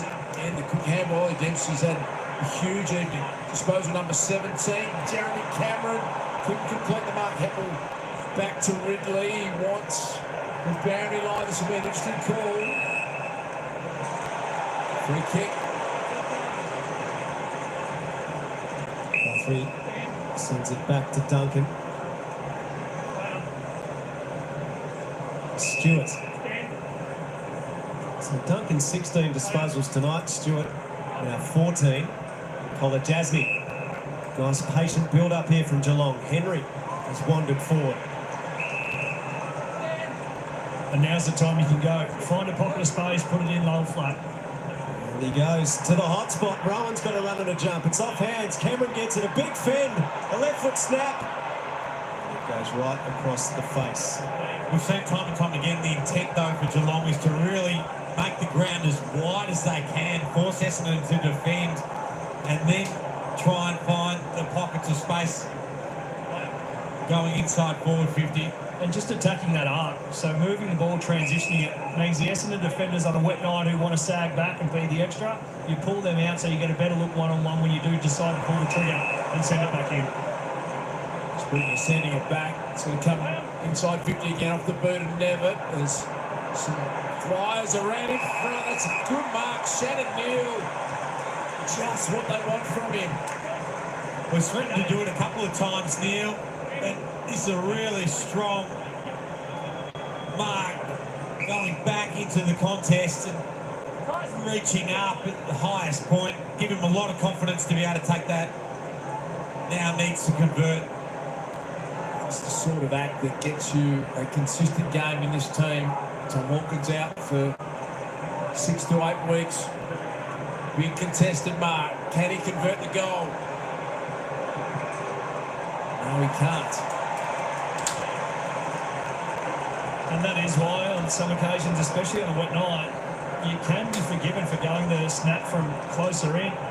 Higher percentage chance of getting the ball at least in the direction you want it started, unlike that drop punt that clearly came off the instep. Jones couldn't mark the Ridley kick in. Gresham loopy handball knocked down by Nevitt. Myers is there, runs into trouble. Lost possession of it. Atkins. Cameron didn't go in the end. Martin knocks it. Stengel roves it and dribbles it home. Cats in front again. Absorbing contest.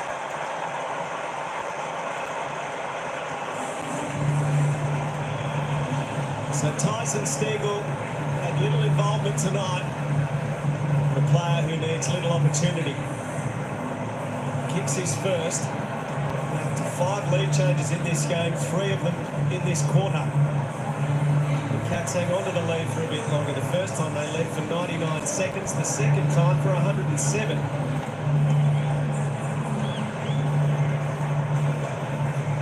Well, Geelong doing a really good job of just owning the territory. 5-1 inside 50s and 14-3 tackles in this quarter alone. And Stengel was the beneficiary of just those repeat entries, building pressure against the Essendon defenders, and really good finish from him.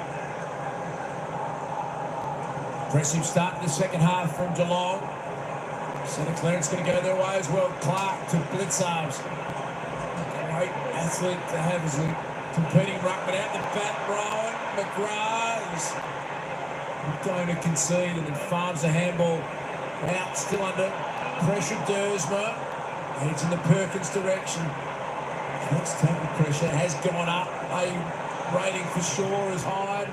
Down the line, this is going to be okay. Gresham's been paid the mark. Immediately gets it to Durham, and now there's space everywhere for the Bombers.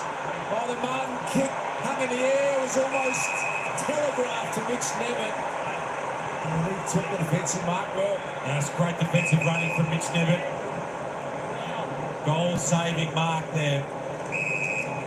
And an uncharacteristic like error from Martin, usually such a smart decision maker and also execution of the skill.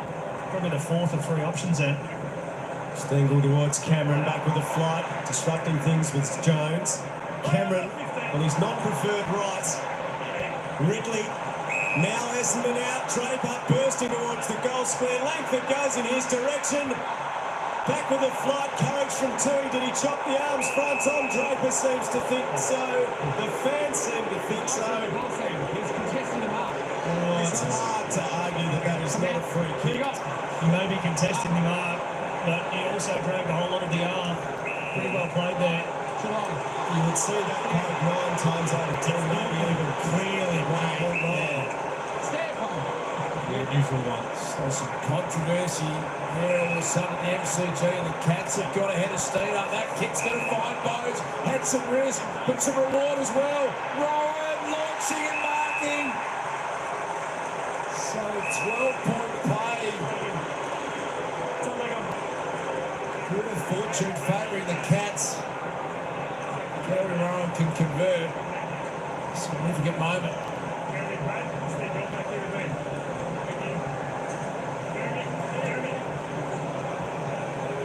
15th season for Gary Rowan, 199th game.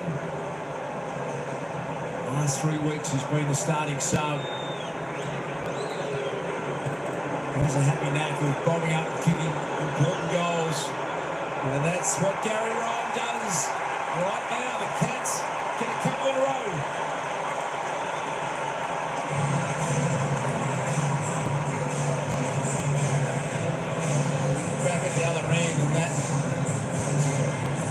Strange decision, not going Draper's way. Immediately though, the Cats make them pay, and it's the biggest lead of the game for Geelong.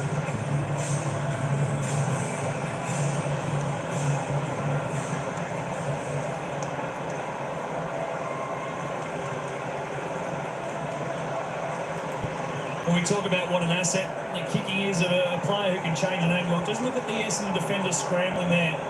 every one of them scrambling back towards goal or laterally. That all on the back of that one kick, going from a proactive positioning on the outside, thinking it's going to go the outer wing, to slicing and dicing through the corridor, where you have a leading pattern of 360 degrees. Perkins hand pass, took territory. Holmes got it, gave it straight to Stringer. He is caught. Tui drags him down, holding the ball. I sense a few Essendon fans, temperatures rising. So I have a real problem with that one. Jake Stringer from on there is doing everything he possibly can to try and dispose of the ball, and there being no prior opportunity. I'm not sure what we're asking a player to do in that situation. That's a very fair point, Leggy. Henry, Humphreys, Nevitt. It's enjoying a good period here.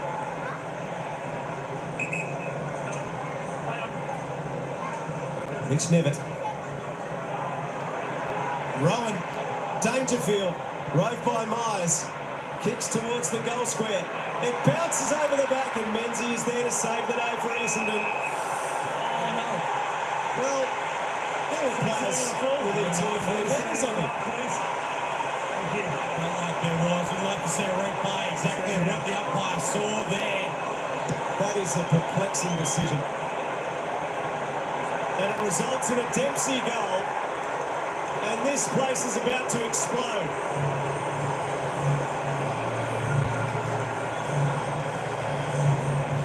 To me, that looked as though Menzies was perfectly within his rights to run the ball through. Dempsey would have been, I think, 3 metres at absolute most behind him when he rushed the behind.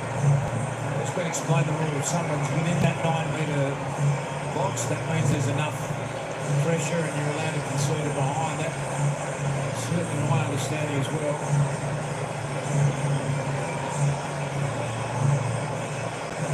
Well, here's the resulting goal from that free kick, but that is an incorrect decision made from the umpire.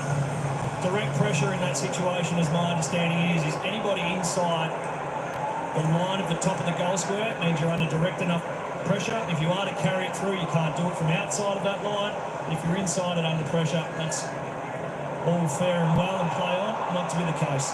That's a riding a wave based on a little bit of luck and some hard effort. Bombers have got to respond. That's a good start from Guelphy. And have a listen to the Essendon fans. Yeah, they've really lifted their intensity around the ball. The Cats 16-8 tackles for the quarter, 8-3 inside 50s. That physical part of the game is where they've lifted their ascendancy. Good contest provided again by Wright. Langford well tackled by College Asney. Tui's been super impressive from the very first bounce. Guelphy wanted to keep it alive. Menzies actually bumped over the boundary line. So a clear bit of momentum here for the Cats. The Bombers now need to get back to what they were doing in those first 2 quarters. Hard around the football. Just get it into a contest for a little bit. Get the ball in your forward line. Try and take some territory. Make Geelong defend for a period of time. Atkins went hard at it.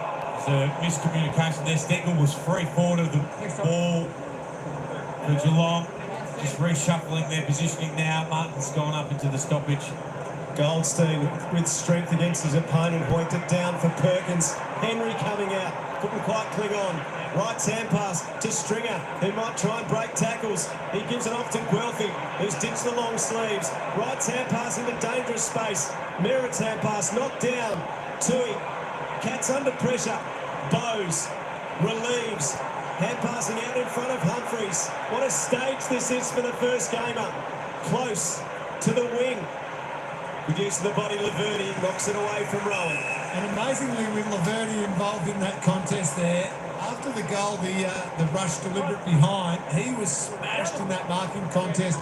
Really saw the doctors got out to him thinking he was going to have to come off. Has not even come to the bench. Really tough, sucked in the breath. He's staying out there. He would have been winded badly. Cats applying some real pressure. And look at the tackle again, Bowes. Easy up, wrapping up his opponent. Yeah, you're fine, you're fine. Tackle count, you can see 18-9. Start this third term. Cleverly done, Goldstein. And a kick forward. Humphreys the first gamer. He's going to get the second attempt at it. Hasn't looked out of place at all. Picked up on Kolajasny. Control possession. Just winning a bit more of the one-on-ones at the moment, the Cats. And that's what they've gone to. We saw that last stoppage. Even numbers ahead of the ball and around. In that second quarter especially, there was certainly an extra number at both ends of the ground. Cleverly done, Neil. Ellie Dempsey took it over the top to Dangerfield, just surging forward. Another little win. Job and Daisy are talking about. Gives their forwards an opportunity, really. Taken in a strong tackle by Stengel. And rewarded.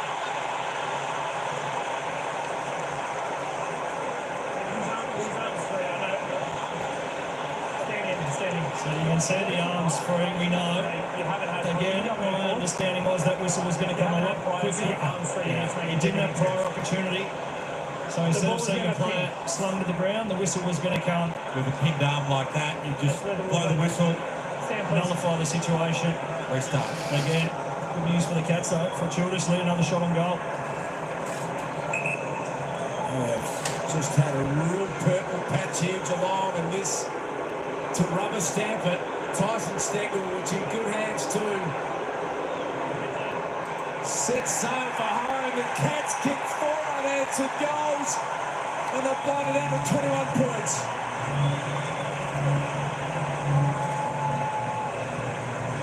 They've rode a bit of luck, they've got some momentum. Effort and tackle pressure as well has been at a really high level. Great effort here from Geelong.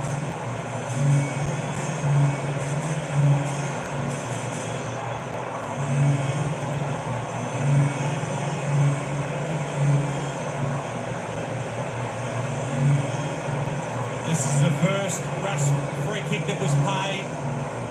This is the tackle here, and Essendon fans might not be feeling the rub of the green, but it's back on to Geelong's intensity and pressure. That's where the ascendancy's been. Physicality around the ball. Dangerfield to Koenig and Bowes. Link up to bring Geelong forward again. Kick to a 2-on-2. Mackay in front was held. That should be 50 as well. Getting away with a lot of the Cats. Well done from Mackay, putting himself in a good position there. The Bombers have to respond. That's respond around the contest. Geelong have ramped up the physicality, if we've talked about, reflected in the way in their tackling, winning those one-on-one contests.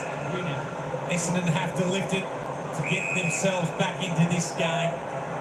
They're dominating the turnover game of the Cats. Kicked 4 goals too from that area in this third term line.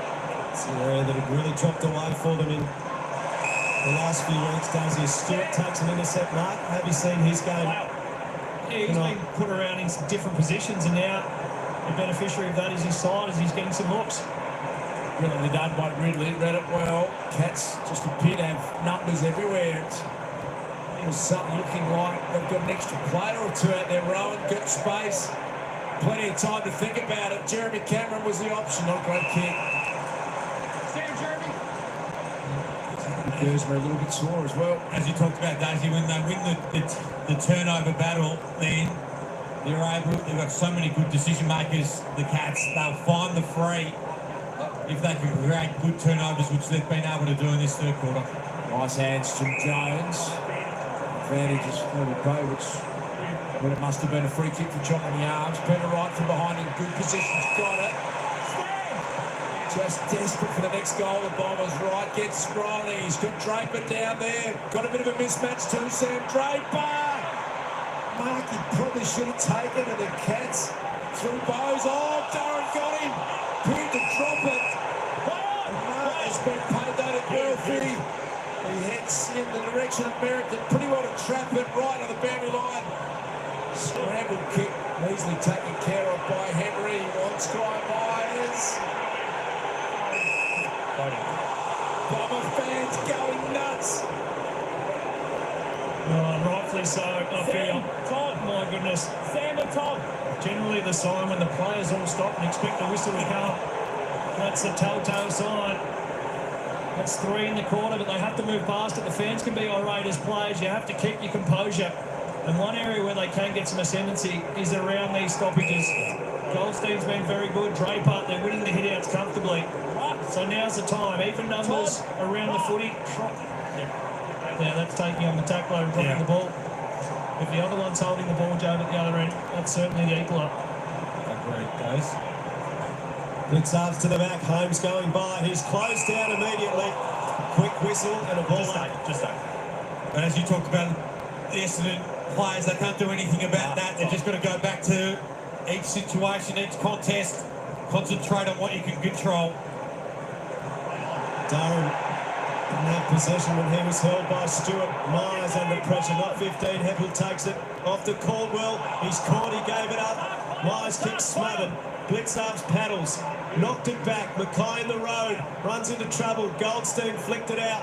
McGrath under pressure, did very well, used his pace. Heppel now links up. Martin, McGrath. Gresham to the pocket. Henry in front of Wright. Looking to mop this up, and he runs into Stringer, and those cries of ball all around the MCG again. It's a passionate game, it's a passionate contest. Just have to compose themselves here, Essendon, and find a way to get a late goal. Heppel did well. One important clearance, 2-on-1, Tui. Been outstanding. Guthrie gets back, takes on the tackler. Heads in the Stengel direction, 1-on-1 with McGrath. Up comes Mackay. Slack Merritt, a little bit too slick for Heppel. Essendon really need to get proactive at this stoppage here. It's the perfect part of the ground, and Goldstein is completely dominating. So look for Durham and Caldwell perhaps to just get on the move through here. Durham with no one on him right now. He can get through the front of this stoppage with Goldstein's dominance. Cats have kicked the last four. DeConey towards Nevitt. Caldwell back the other way. Gresham under pressure. Sidesteps Humphreys. Squaring kick. Just too much on it for Durham. Clark's got to compete. He tries the toe poke. Blitzarves had it knocked out of his hands by Goldstein. They spill it over the top. Oh, it almost worked perfectly, Lingy. He called Durham. He got forward, out of the congestion, just wasn't able to hold onto the mark. The experience of Goldstein, as Cameron Lang describing, they're trying to take advantage of it, sliding in Guelphy. There is Goldstein, almost threw it out. Stewart's been really strong. He was well tackled again. How did he dispose of that? It's just been a quarter that hasn't gone the Bombers' way. Piling in was Dursman. It's just been fascinating. They can't take a trip with Bombers, and the Cats are making them pay. Gee whiz. Martin kicks towards Wright in the pocket. Can't keep it in. You've got to use this energy of the crowd. If you're an Essendon player, you've got to embrace it. Do something about it. Still plenty of time in this third quarter. They need to get the next one, though. Bombers in attack. Draper flicks it to the back. Caldwell takes it. He's caught. Ball dislodged. Nevitz to DeConing to Dempsey. Back to DeConing. And this surely will be an Essendon free kick. Their reaction says everything. Mackay back to Redmond. Cox is having a bit of a pace. The Essendon sub. Laverty out wide to Dursma. Good rolls over Dursma. Peter Wright in pretty good position. Just couldn't complete the mark. Misses for Essendon. A better build-up though. Yeah. Took the ball around that Geelong defence, so it's been down here. 7 of the last 10 inside forward 50s. They need to try and generate some space here. A lot of numbers, draw the Geelong defenders about, then try and work into those pockets of space. Draper. Picked up by Guthrie and Myers. Bombers are well placed again. McGrath fighting hard. So too Stengel. A couple of tackles over. Top Goldstein pleading for a free kick. Sam.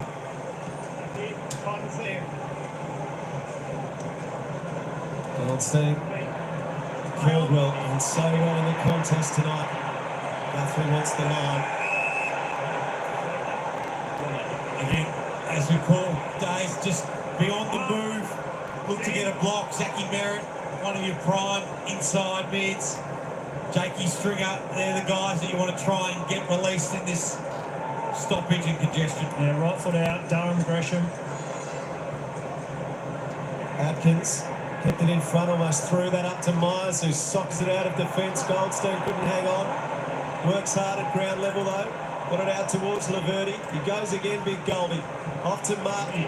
Martin off a step. Stringer in the pockets. Bounces off his chest. Still alive for Jake.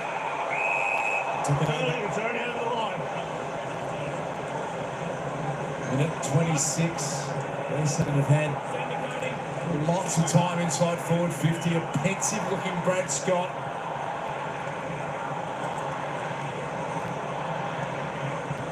Can they get something going here, Essendon? Trying to charge through Caldwell. Picked up by Peter Wright. Henry clearing kick. Ollie Dempsey the one-on-one. Worked his man under it nicely. Menzies and now picked up by Nevitt. Little trouble by Close. Gains some important metres here. Towards the boundary line. Dangerfield comes at it. Gets through a tackle and then barrels away with some explosion. This will hurt if the Cats can get away by the other way. Goldstein got back and defended. Did well on Jeremy Cameron.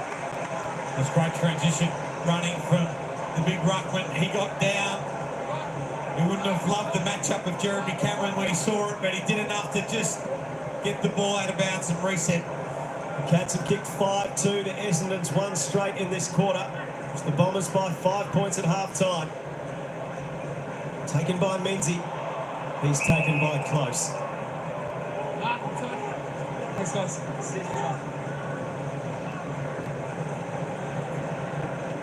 Goldstein another tap. McGrath immediately held by Blitzards and Nevis. 40 seconds until three-quarter time. Redmond releases out the back. McGrath clears. Ricochets towards Atkins. He gives it to Stewart. Loads up with another late one. Can I get a contested mark? Cameron. Oh, still pimbling around back there. Nervous moments for the Bomber defence. That will work okay. McGrath. And are they brave enough through Jones to take it on? They might go the safer option here, Essendon, as we close in on three-quarter time. Last 4 goals of this game have gone the way of the Cats. It's been a controversial quarter. Siren sounds. And a 5-point half-time lead for Essendon turns into a 21-point three-quarter time lead for the Cats. Some confusing decisions. A bit of irate Essendon fans to do, but three-quarter time don't go anywhere. There's some twists and turns to come. It's the Cats by 21 points on Saturday night footy.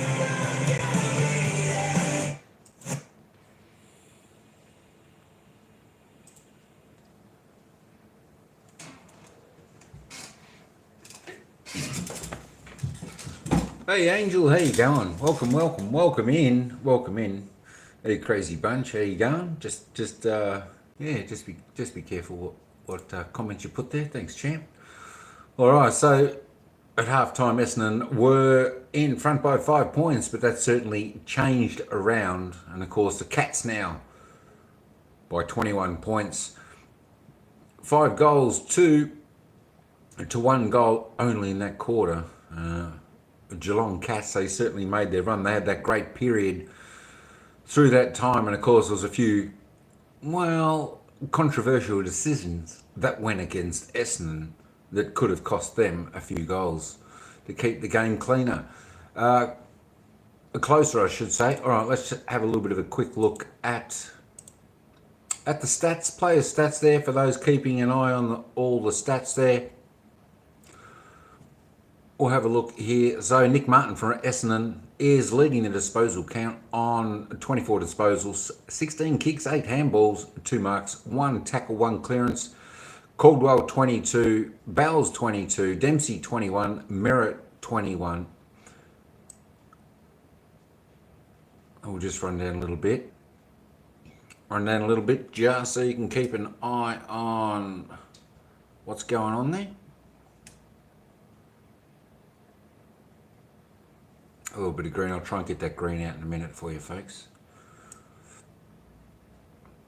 But of course, since half time. The rain started to come down. The ball's been a little bit more slippery. So that'll be interesting to see what the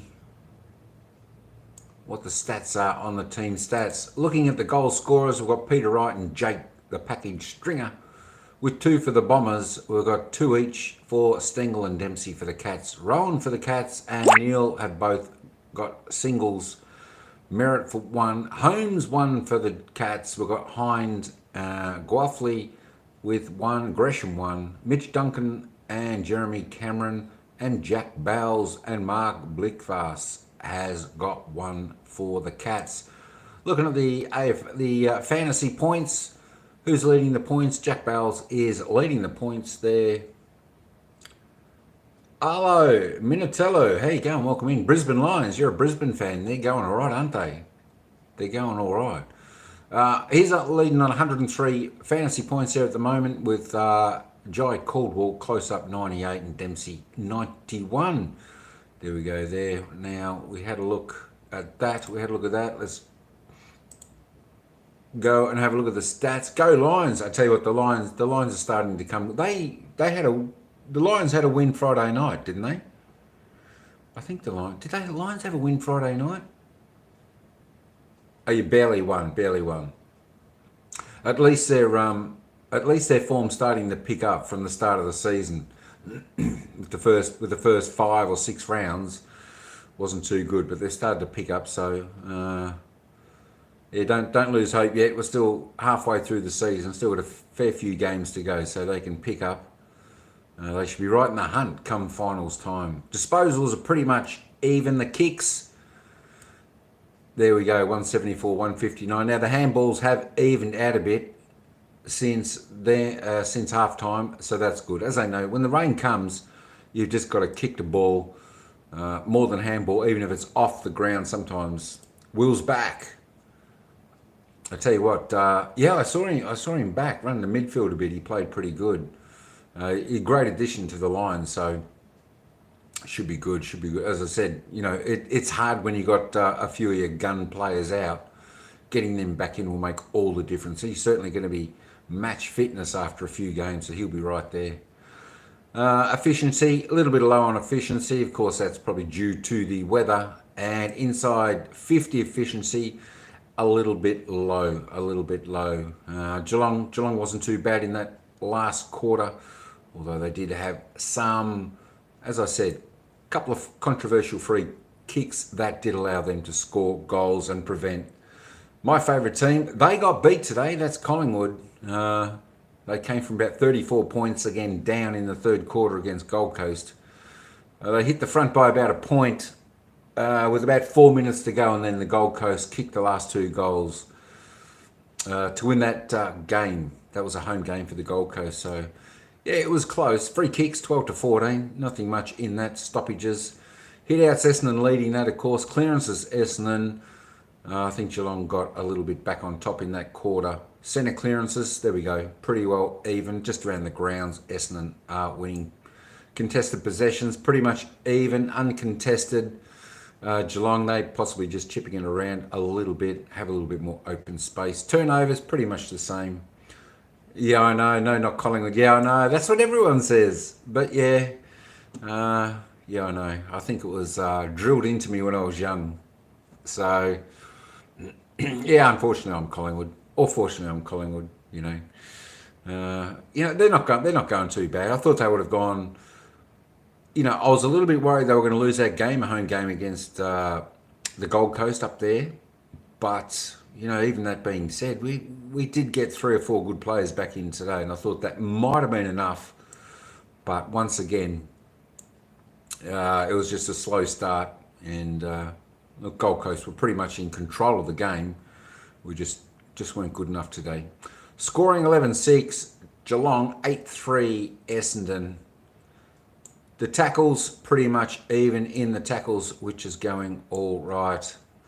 Geelong have had the 6 bounces. There we go. Lions for life. I tell you what, they're not a bad team. They got some great players there. They are going well. You know? Hopefully, can you shake my name out? Arlo Minatello. Shout out to Arlo Minatello. Welcome in, Arlo. Good to have you aboard. Even though you're barrack for Brisbane, Arlo Minatello. Shout out to you and welcome in. All right, we are going to get on to this final quarter. We're a minute and 13 into this final quarter. I'm going to let the commentators take over from here and we'll see you at the end of the game. Somehow managed to get on the foot in close. He's going to bring that round. The last 5 goals of the game. Geelong's way.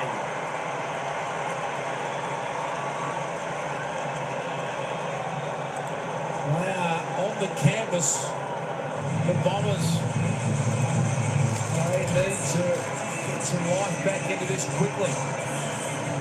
Huge start the final quarter.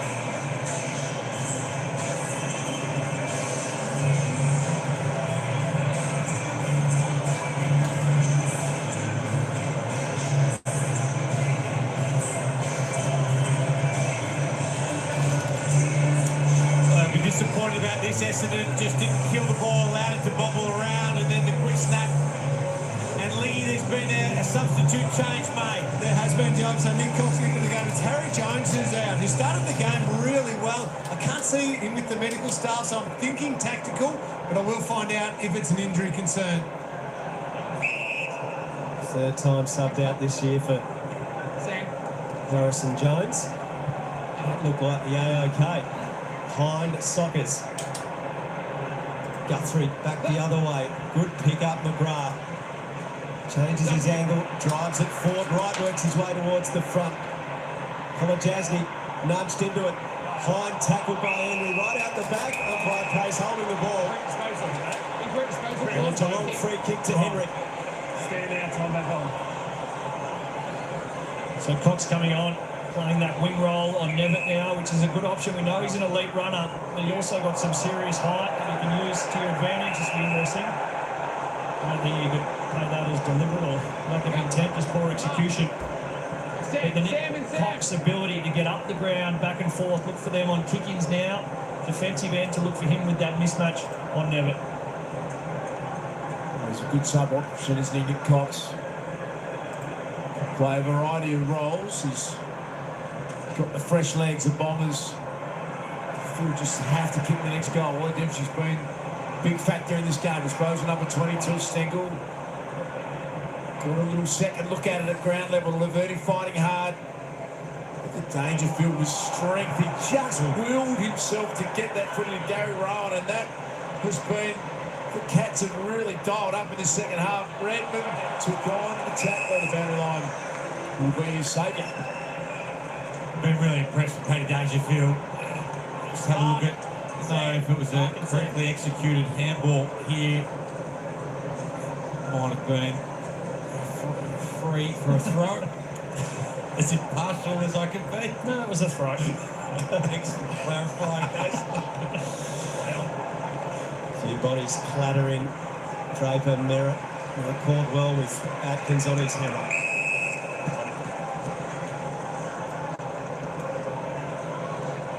Plenty of time for Essendon. Okay, the ice is going onto the calf of Harrison Jones.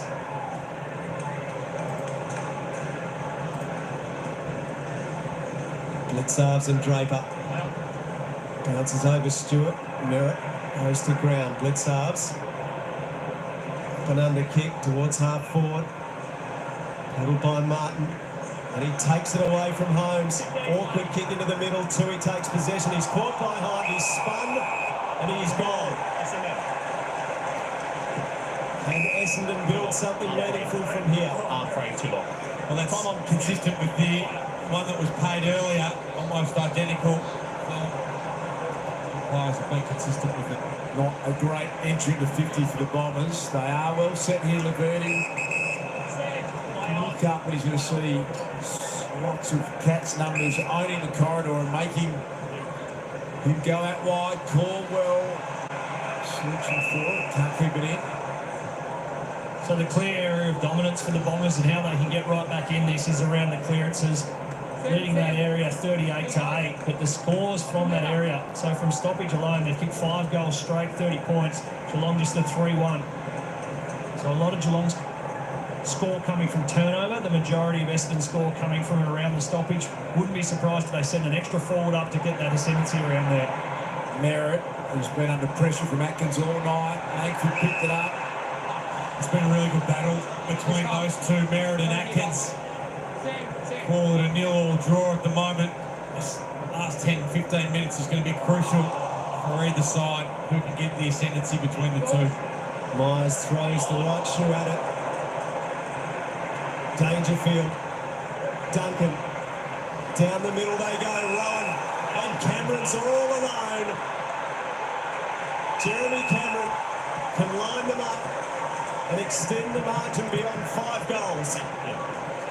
Beautiful decision making from Mitch Duncan. Just lowered the eyes, found the free. Wonderful play from the half-back line. I can't wait to go back and see that contest.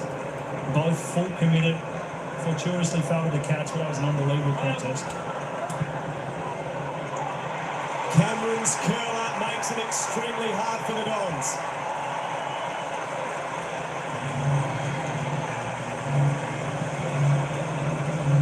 .33 points is Geelong's lead.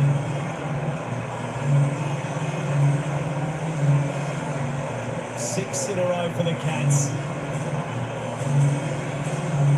This is exactly what Chris Scott and his side needed. Superb start to the season. Things went into free fall for a while, but this has been a very good performance from Geelong. Well, here's that initial contest. Blitz halves fully committed, both players were, but just watch Jeremy Cameron, top left of your screen, head down towards goal. Poor pressing decision there from Laverty it was. 2 players going to 1, which allowed Jeremy Cameron to get out in a massive amount of space. Class finish. Now, big questions asked of the Bombers. 100th at the MCG, Jeremy Cameron. 100th goal here. Push. 13th for his career for Jezza.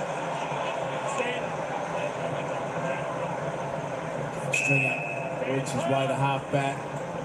Understatement to say that it's getting urgent for the Bombers, but Cats with all the answers. Blitzarves puts it out in front of Gary Rowan. Shannon Neal, the next link in the chain. Too tall. What do you do from an Essendon point of view, Joe? Is there any leave at a pull? Yeah, I think the days you talked about maybe getting it out of the half forward up into the stoppage, trying to get the ascendancy out of there, get the ball forward as quickly as you can. The clearances is where they can get some dominance with the 2 ruckmen that they're playing. Get on the move. Get the ball in there fast and quick and try and get through the corridor if you can. Heppel taken down by Myers. 250 for Dyson Heppel, the 15th Don to achieve that mark. Myers tackled by Stringer. Needs to be more movement through this stoppage. So the Bombers need to create more space. See a lot of numbers just working to the same area. Easy for the Cashes to lock it down. Heppel just got rid of it, but got pushed in the back. Cox somehow got it to Perkins. Perkins kick. Bouncing ball at the back. Guthrie there to collect for Geelong. A dangerous kick. Nevitt and Hind. Hind spoils. Here's Essendon's chance.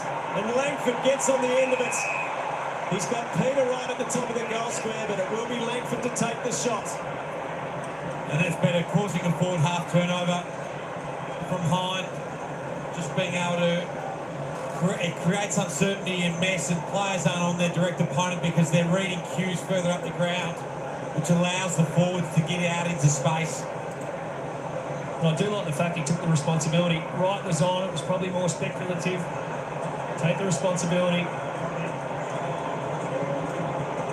Can Langford breathe a little life into this for the Dons? Clear in his mind and right through the middle. He cuts the margin to 27. Almost 14 minutes remaining. Langford with his first of the night. He's been well contained. It's been a bit of a theme in matches against Geelong, albeit that he hasn't always played in the Essendon forward line in those matches. That ends the run of 6 consecutive Geelong goals.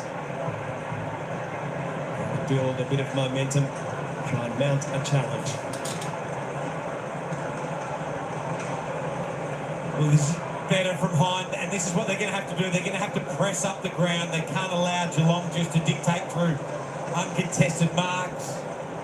They've got to build the pressure by being stronger in the contest and then being really aggressive to create forward half turnovers. We just seen the Geelong sub activated. We have. Mark O'Connor's onto the ground. I can't tell you who's been subbed off just yet. We've got 3 players sitting on the bench. Then we've got 2 players getting a massage down here. I don't know who it is who's been subbed off yet. So usually having to go to the back of the bench once you are subbed off. So once I get more info, I'll let you know. Again, here he is, the activated sub, O'Connor, Dempsey, Cameron, brilliant. And then in Gordon Myers, good one-on-one chance here for Gary Rowan. His hands were good, kick was perfect. And it's Mitch Duncan. So he's been getting a lot of treatment down here with cramp through his calves and just locking up a little bit through the quads as well. So heap of work with the physios there. But Geelong have decided enough's enough, so that he's the one who subbed out Mark O'Connor into the game. Thank you, Liam. A lot of fun there for Mitch Duncan. Getting the body rotated. So Gary Rowan. It's important for the Cats. Directly in front, struck that superbly like an arrow straight through. Quick reply, Geelong.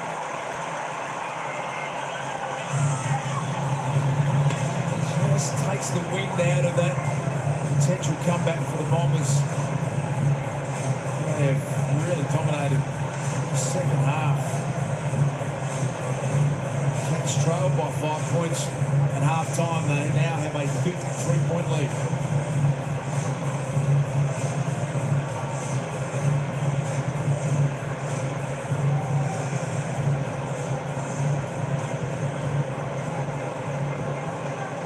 Just winning critical contests in this last quarter, especially Brian Myers.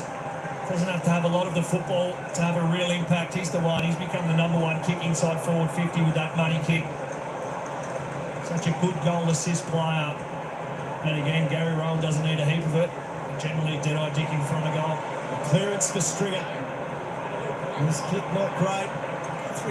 Misread the flight of it a touch. Henry there to clean things up, and he kicks it straight to Dersma.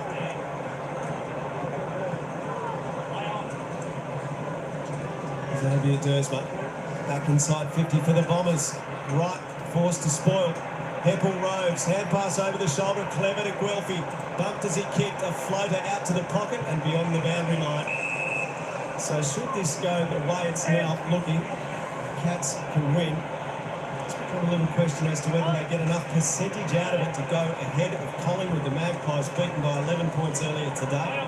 Geelong's percentage was 102.9 coming in, Collingwood's 105.8. Collingwood currently 5th on the ladder. Myers, that's going to work out well. Rowan slipped Laverty and he's off. Bursts away from the contest, hits Stengel.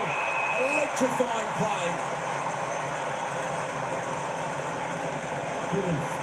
Gary Rowan, class on display there. Stengel not going to muck around. Third goal coming up. It's all one way. And that's heading towards Geelong. Stengel gets his third. Didn't see the second half unfolding. It has just been domination. 10-2 second half so far, and there is plenty of time left.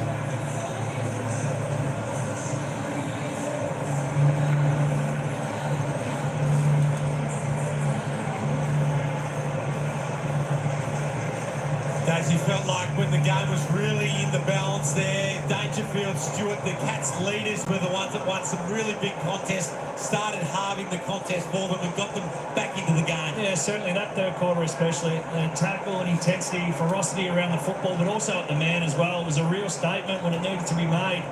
It's great to see it started with the leaders. Produce the body, Guthrie intercepts. Merit ball inside the 50. Bowes. Currently that percentage, Geelong 0.1% behind Collingwood on the table. It would be quite the result for the Cats, who've been steadily descending the rungs of the ladder. That could be 5th tonight. Neil. And if it seems like it is the Geelong that we saw through the first rounds of the season, from round 0 to 7, they were ranked number 1 from turnover differential. From rounds 8 to 15th, they were 14th. Tonight, they've kicked 10 goals, 5 of their entire score from that area. So they are back to their dominant best, playing the way they did for that first 7 rounds of the year. 7-zip start, Daisy, and they were looking world beaters at that stage. A capture there for Archie Perkins. It's got deep through. That's players pointing to the post. I believe it's a behind. I want to make sure the ball hit the post. Score review. Umpire's call is a behind the post. Please confirm. Looking at this angle, we can see the ball has hit the goal post. Decision on the scoreboard.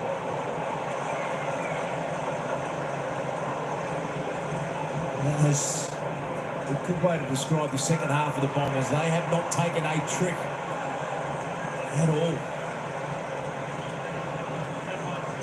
So he leads to the pocket.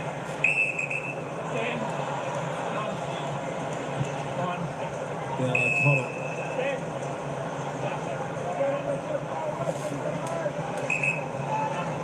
Geelong in no hurry now. They're very comfortable with its position in the game. Well taken by Dangerfield.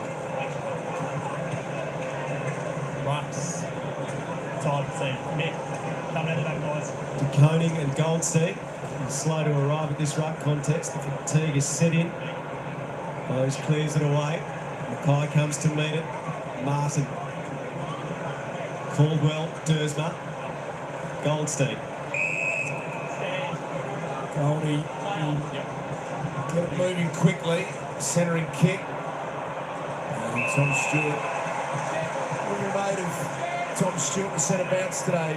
Yeah, no, I think it's been a really effective move. I don't think he's lost. He hasn't looked out of place. He's still got involved, but it's sort of got him more involved in the contest. Just freed him up a little bit, and he's played with that freedom, and it's been really good for him. Look at that mark. Fingal Mackay. It has just been all one way in the second half. 50-metre penalty the other way, the Bombers. Next umpire. You're going to stay out now, Joe. Stay out. They've also manipulated a little bit of Stewart's positioning as well. So sometimes he's gone from the mid, popped out to a spare wing spot, from the wing back to half forward. So they've given the Bombers 3 different looks. So if you were to sit a Guelphy on him, you didn't know where to go. Keppel releases Caldwell, who kicks to right at full forward. Henry able to spoil. Cox and right. Kick from Cox is taken away by Holmes. Langford with a hand to it. Goldstein knocked away from him. De Koning to Atkins. Atkins towards Cameron. And Mackay sees to that. There's an enormous amount of merit in getting your best players around the ball and getting them touches early. And Stewart, as a backman, when he finds a forward or a defensive forward coming to him all the time, can be difficult for him to get in that mindset. So I think it's been a great move just to free him up. We've seen Max Holmes go to half-back. That's been really effective as well. So pulling some levers, the Geelong coaching staff. Rowan getting a one-on-one with Laverne, picked up beautifully by Jeremy Cameron. What about the skill and athleticism on display there from Jez? That almost curled it through. And anything I've liked about it is just taking the initiative for Geelong, isn't it? It's been proactive and saying, well, we've got to think about how you match up on Tom Stewart in these slightly different circumstances. The pressure from Humphreys affects the turnover. Dempsey to Rowan. It's going to be a great clip for the first gamer.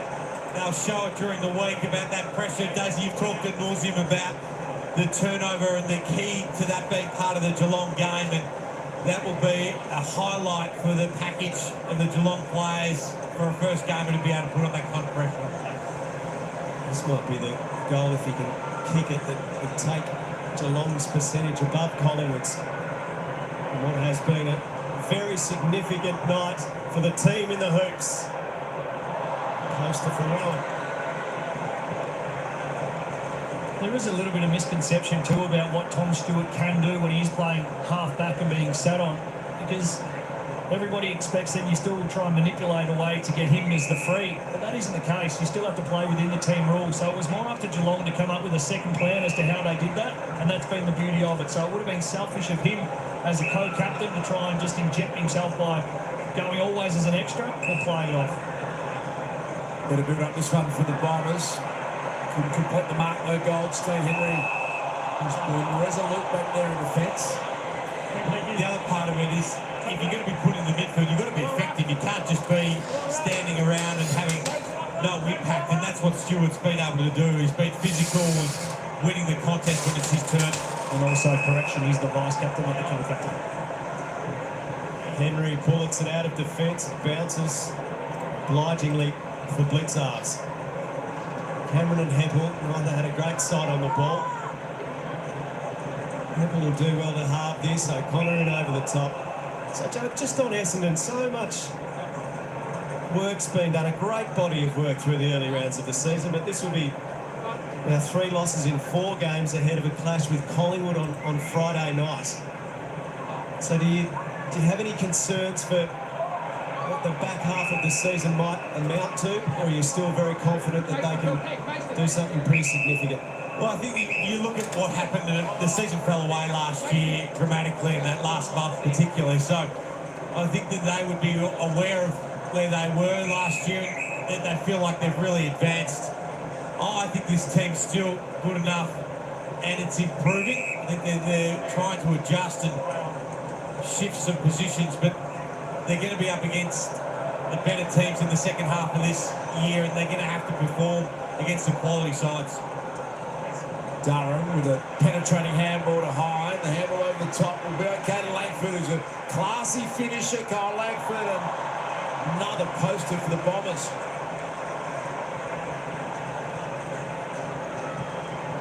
And that probably has been the knock on the Bombers so far. Yes, they may be third on the ladder, and you can only beat what's in front of you. But the biggest test they've faced, and at times the games that they needed to make a statement, they haven't been able to do so. This being one of those. Holmes comes away, sees the Cats up to the wing. Cox. Perkins back to Cox. No pass out in front of Caldwell, who's tried very hard for Essendon. Hyde chips it. Langford under pressure from Henry. Hyde will be almost caught from behind. And out. Perkins to the pocket.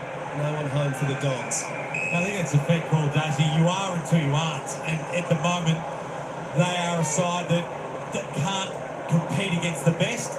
So they've got to have the opportunity and the ability to beat these teams above them or around them as we're going into the back quarter or third of the year. Strong second effort from Draper with a tackle.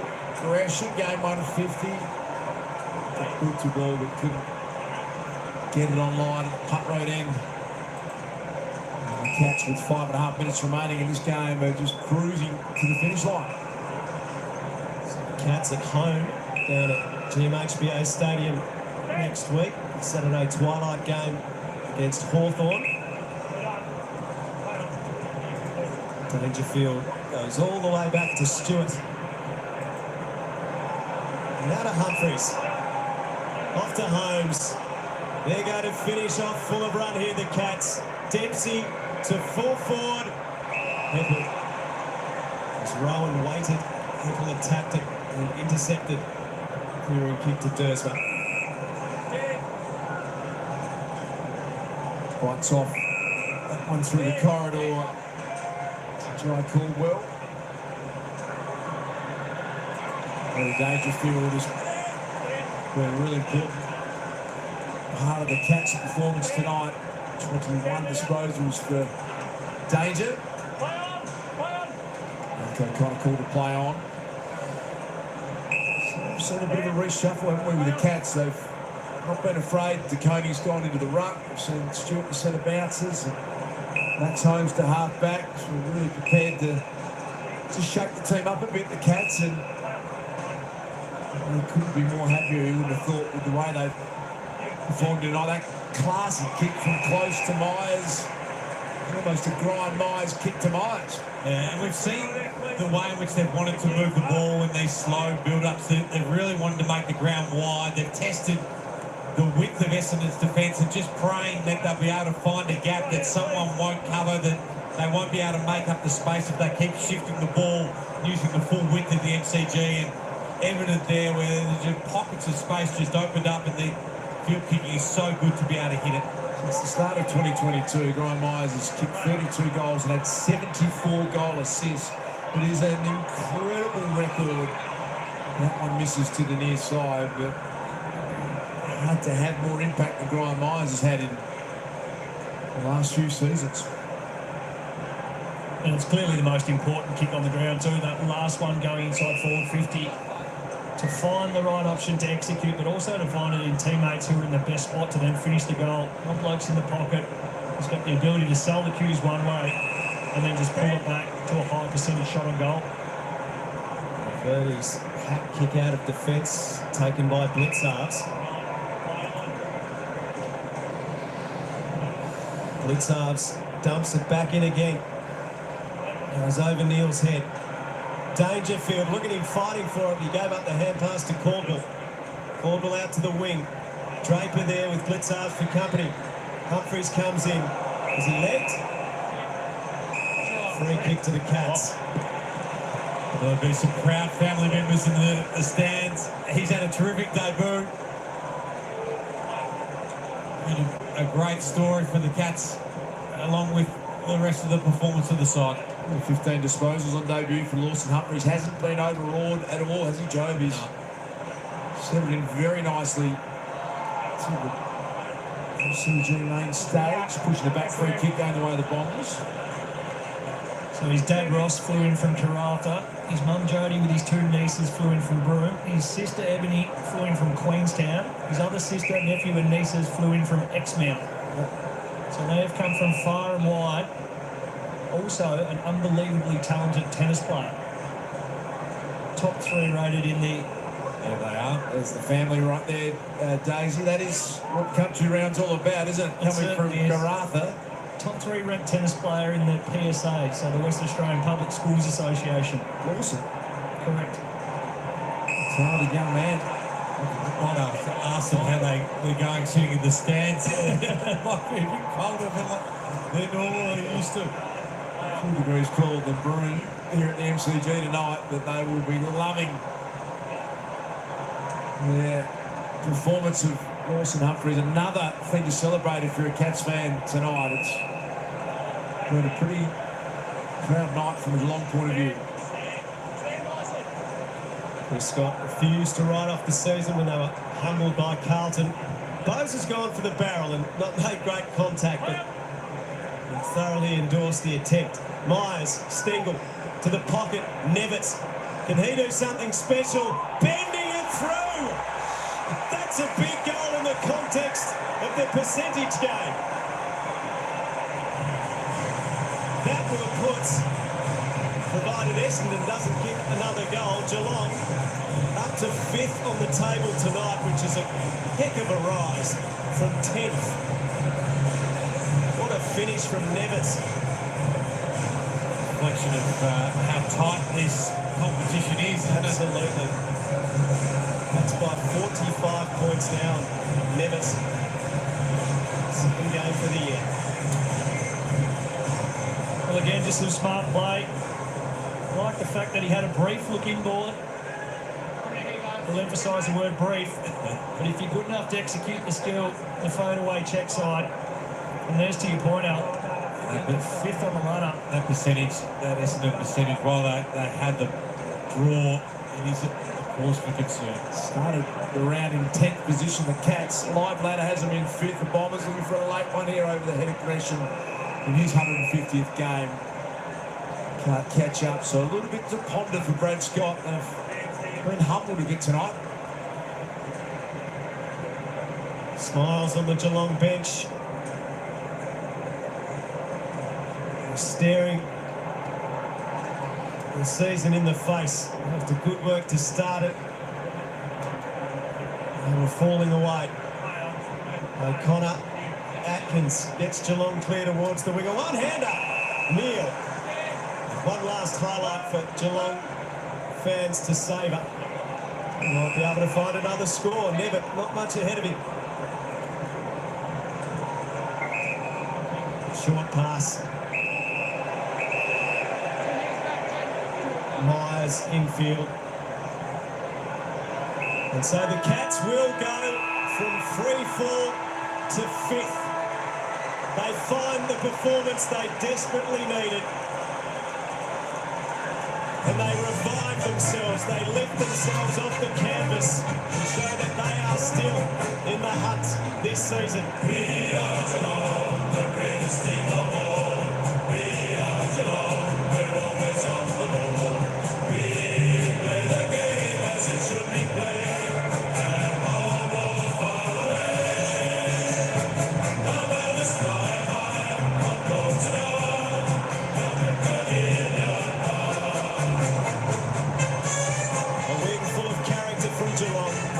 Been squarely challenged in recent weeks, thumped by more than 10 goals by the Blues last week. All the good work seemingly undone. And they started the season with 7 consecutive wins. That a win of great meaning tonight. That's by 45 down to you, Liddy. Well, Sherry, that just felt like a really important one. You must have been wrapped with the way the boys performed. Yeah, Essendon are in fantastic form, one of the form sides of the comp. You know, we wanted some young fellas that played a really good role. Like, nothing like putting us behind your face in the first game, just take the game on and play as well as Law did. And then, you know, Mitchie never kicking a banana from the pocket. Like, that's just nothing to get you up as an old player. So, still proud of the boys' effort, but on the next one. Did you love your different role? Bit of a challenge starting in the midfield, then going back at different times. Was that good for you? Yeah, it was interesting. Just something new. You know, I've played a lot of footy down back, and obviously, you know, I've had my struggles the last few weeks, but the coaches came to me and put a challenge to me, and just wanted to have a crack in there. And you know, playing alongside Axe and Jai Clark, and then the skipper was brilliant tonight. So yeah, it was good fun. When we discussed that in commentary, it's one thing to say, "Oh, just chuck a guy in the midfield if he's trying to find the form." You still got to perform your role. What were you focusing on? Just contest, mate. Yeah, just get my body into as many contests as I could, help out where I could defensively, and then try and get the ball in the hands and help out the other way. So I tried to keep it pretty simple, and most important thing is we got the win, so I'm absolutely stoked. Fantastic win, well done tonight.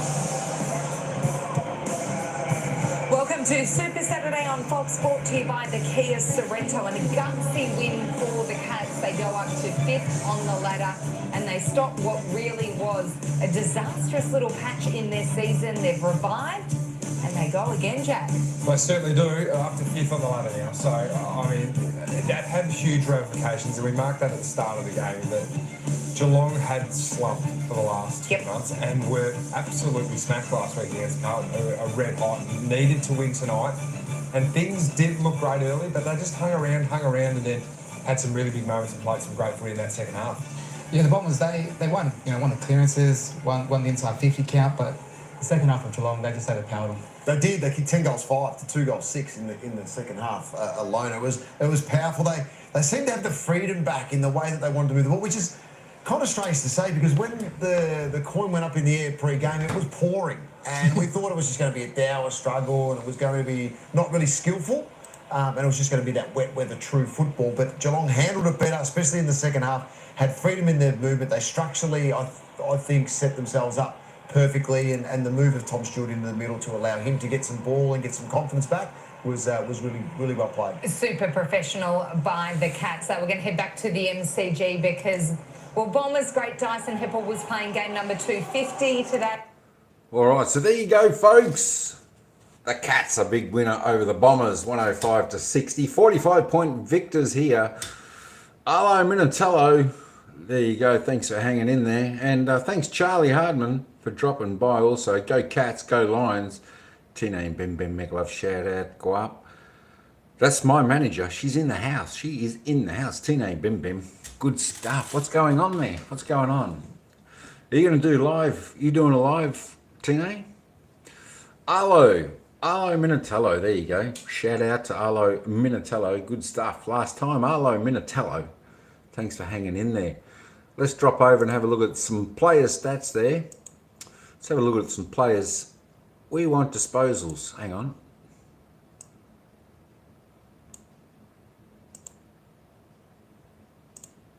There we go. Now we're just having a look at Arlo Minatello. Shout out from my manager, T-Name Bem Bem. Good stuff. Good stuff. There we go. So Jay Caldwell heads the tally on disposals for tonight with 32, 18 and 14 handballs. Nick Martin from Essendon with 27, 17 and 10 handballs. The best for Geelong were Jack Bowes with 26, Dempsey for 25, Tom Stewart 23. For the goal scorers and goal kickers, we got Stengel for Geelong with 3, Peter Wright, Jake Stringer for 2 for the Bombers. We've got Gary Rowan, Dempsey and Jeremy Cameron, all 2 for the Cats. Well, we've got singles to a few others down there as well. On the fantasy points there, if you follow that, you're busy there. You're busy, said boss. Ah, okay. Siggy Lang. Well, hopefully you can do a little 30-minute live after. That'll be nice. If you can. If you can't, you can't. That's okay. No worries. So on the fantasy points, Joy Caldwell, he leads it with 144. So if you take the dream team and all that type of stuff, the super coach, you got some good points with him. Jack Bowes on 123, Dempsey 107, Stewart 105, and Max Holmes 101. Boo Geelong! I know we've all got our favourite teams. There we go. Just looking at the disposals, yeah, pretty even. 71 to 40, 42 kicks. The handballs definitely turned it around, as was stating at about half time. Geelong was handballing the ball too much. They turned that around. Of course, Essendon handballed way too much in the second half, especially through the rain, which could have cost them. You just got to get the ball forward, move it quick. Inside 50 is about the same, 56 to 60. Efficiency went up a little bit, tended to dry out a little bit. The rain stopped in that last quarter, so it wasn't too bad. Free kicks, nothing much to talk about there, 15 to 18.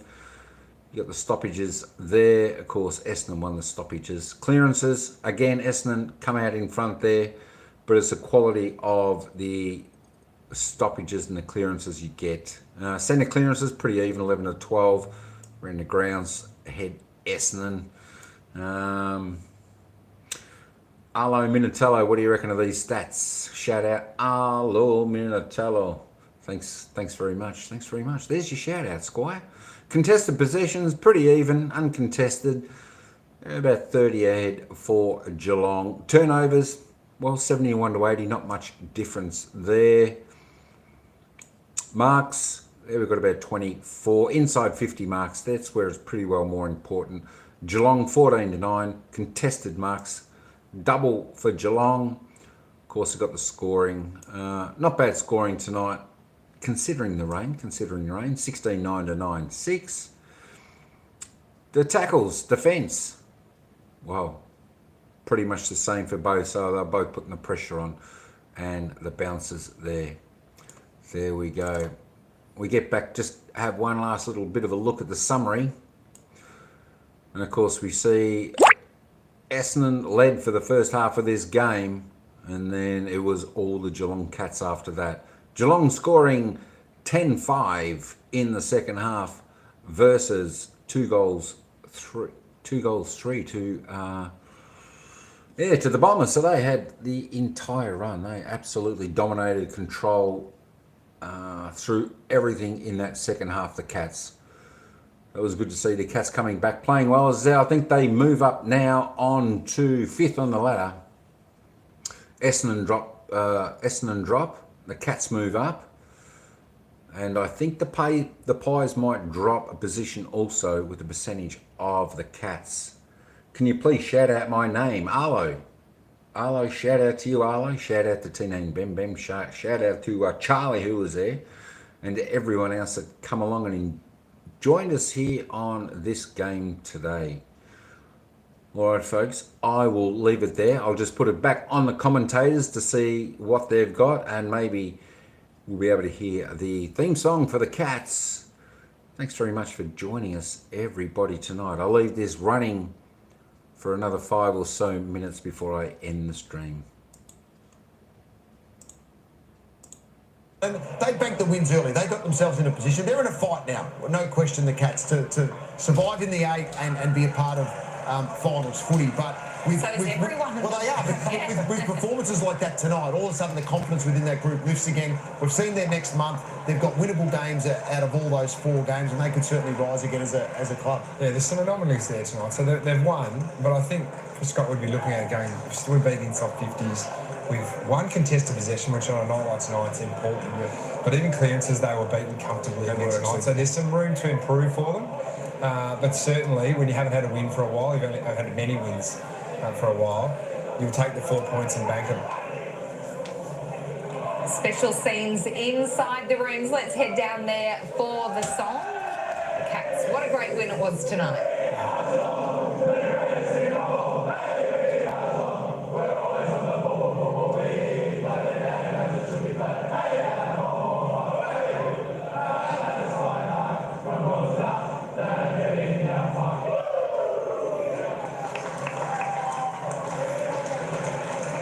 We've spoken a bit about the record the Cats have over the Bombers, and obviously in the past 10 years or so they've been perennial finals contenders. But Jono, what is it about some teams that just do well against other teams? I mean, Tom Hawkins, who's the one that we're heading here to the presentation. The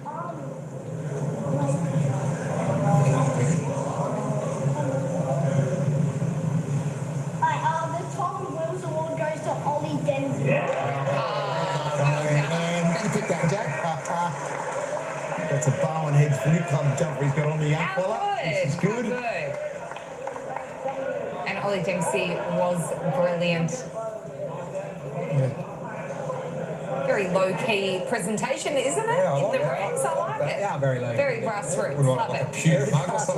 That's it. That's Ollie Dempsey started today too. Yeah, we started last week too. So he's having a super year, Ollie. He's turning into one of the better players of Geelong now. He's that bright spark for the future. You've got to look tonight. He was awesome. Bose was awesome, and they've got across from his sons and Holmes as well. So whilst we focus on a lot of people focus on the over 30s. Certainly at the moment, it's that younger brigade as well, playing good footy. And you speak about the half forwards, how good they are. Like at the start of the year, Graham Myers was getting tagged. He was in super form. Now Ollie's starting to play well. So when you're coming up against a side that's got a small defender, who do you go to? You've got Tyson, you've got Brad Close, you've obviously got Ollie Dempsey and Graham Myers. You've got to stop one of them or 2 of them at least. Yeah.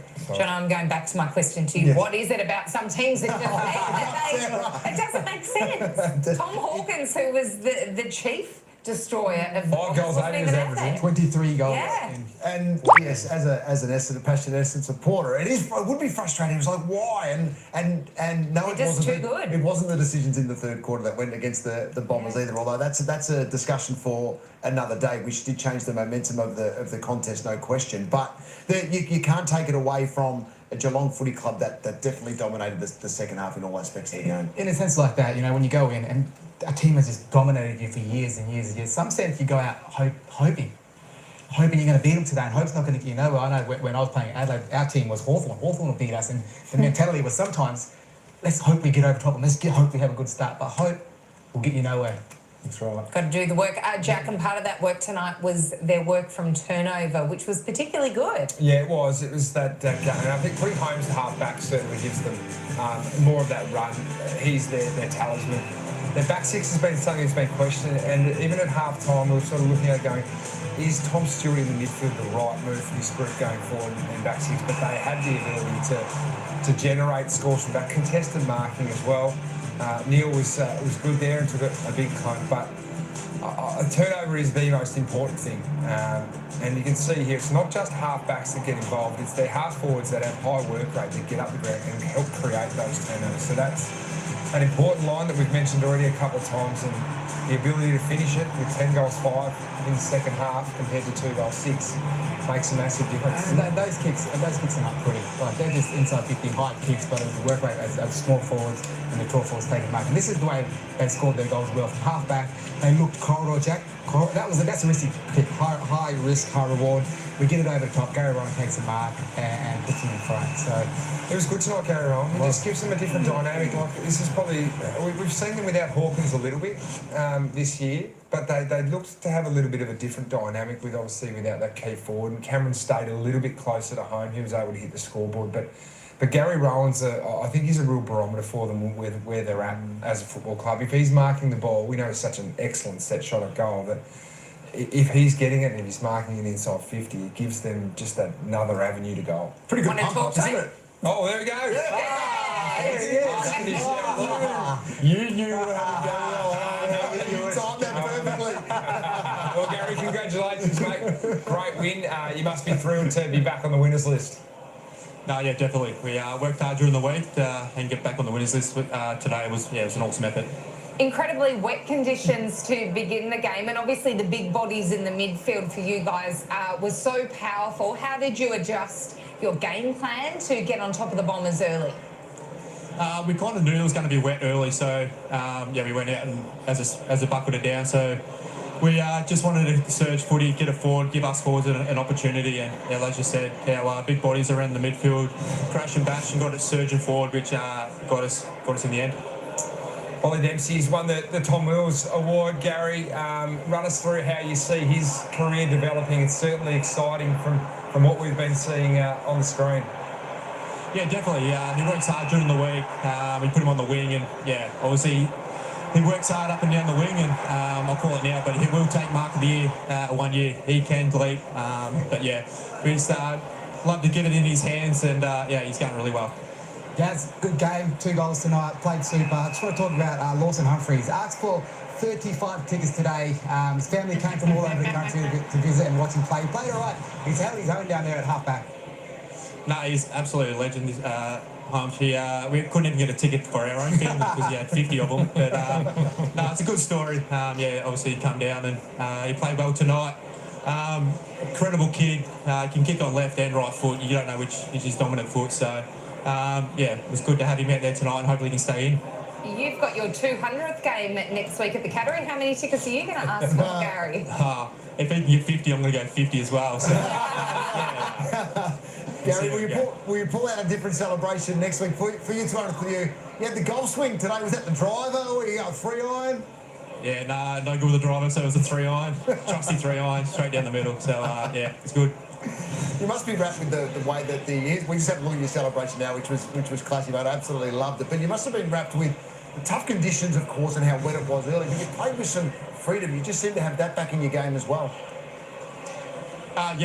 Scotty was obviously under us going. It was a bit wet early, but we backed our skills and got our game going the way we wanted to. So we knew that we got to go, and we'll play well. So tonight was a good step forward. Hawthorn are travelling very well, and it'll be a tough one next week as well. Gary, the move of Tom Stewart into the midfield, it's an unusual one. He's been tagged out of games for the last 6 weeks. What did you think when Scotty mentioned to the boys that Tom would be playing in the midfield at centre bounce? Well, he's done it before. I remember last year he did it against Brisbane, so that's good for him to get his body in there, bashing and crashing another big body in there, which is good. So, if he gets tagged, he goes in there and gets around it. So we enjoyed it. Put Zach Tui down back to cover that, but hopefully he goes again next year and get it forward to us. Next week. And Gaz, what was the message at half time? It was and ahhing there for the first half, and then just looked like you guys just come out at half time and just overran them. Yeah, we were just, like I said, we're just getting our game right. We're just a little bit off in patches, a little bit fumbly. But we just thought if we surged forward and got our game to go in the way we wanted to, we'll run over top of them. Gaz, when you go into a meeting with Scotty, does he go to the fact that you've kicked 105 points first and go to attack, or does he go to defence and that will be wrapped that you held the opposition to 60? He doesn't really say much of that kind of stuff. Just, all he wants to do is get our game going. We know what to do, and love it. Yeah, I haven't really seen him go off before, so he hasn't done that yet. I would love to see him give us a rip. It'll all be positives tonight. There's no questions about that. Not towards me, it'll be fine. You haven't been in the box with him then. Now, Gary, don't give us the stock standard, focusing on you guys on 1 week at a time answer. At the moment on the ladder between 2nd and 12th, there's just 8 points. Do you cheekily look at the ladder? Do you have a sense of where other teams are at the moment and just how tight this season is? If not as a Cats player, but just as a footy fan? Oh, yeah, obviously you have a look, and obviously this year, if you're a little bit off, you can drop down 4 spots. So, we just knew tonight was a big game and step forward. And, hopefully we're still in the 8, are we, after tonight? So, just get our game going and keep pushing forward. You are, Gaz. Take a guess. Take it 1 week at a time. Exactly. I was waiting for it. You must be thrilled, Gaz, with the younger players. We've mentioned Dempsey, but Holmes steps up again tonight. Plays a little bit of half-back. Bo, as well, had a fantastic game. It shows that there's growth from underneath the champions that we've known for such a long time from the Geelong Football Club, that now there's those next shoots coming through. Yeah, definitely. They're great. They're good utility players, so when we need somewhere to fill a hole, that we can throw them around. They're both the leadership during the week on game day as well is outstanding for young players. So the future's looking good for us at the end of the category. So yeah, hopefully they can stick together and go further. Gary, well done on the win tonight. Best of luck next week. Big game number 200. We look forward to watching you in action for that one. Good luck with the tickets. Appreciate it. Thank you. Yeah, thank you. He was great tonight. And as you spoke about earlier, the tall forwards are much heralded, obviously, at the Cats with Tomahawk and Jeremy Cameron, but the small forwards have, for a very long time, played a key role in how things work down there. Tyson Stengel today, 3 goals. Ed's boy, he was great. He was. He just bobs up at the right times, Tyson Stengel. And you can see why he's been highly sought after by other clubs. The one thing he does is an excellent finisher, and that is either on the ground here, you can see a dribble goal, kicked the snap goal tonight as well, but he's a fantastic set shot as well. Untackleable nearly, I reckon. He's got as good a lower centre of gravity as I've ever seen. Saw him at the Tigers for a few years there. He's probably unlucky not to play more games than even in the Premiership at Richmond, but he's been able to do that at the Cats as an All-Australian too. So, smart footballer, runs to the right spots, and certainly has learned his craft very well. Yeah, well, we'll next to me. Well, you speak about moments, and as small forwards, sometimes it's hard to get into the game. You don't get many moments, do you? You don't. And he only had 3 disposals in the first half, 4 disposals in the first half, so it was tough down there. And when he takes his moments, like you said, he's the best finisher in the game. When he has his set shot, he's confident that it's going to go in, and even on that crumb inside 50, when he's on the move, he's hard to defend. And he's strong overhead as well. Yeah. I know Zeke's mentioned pre-game around status for Tyson Stengel, and he could be staying at the Cats. Now, you can't comment on it, but honestly, I hope he does, because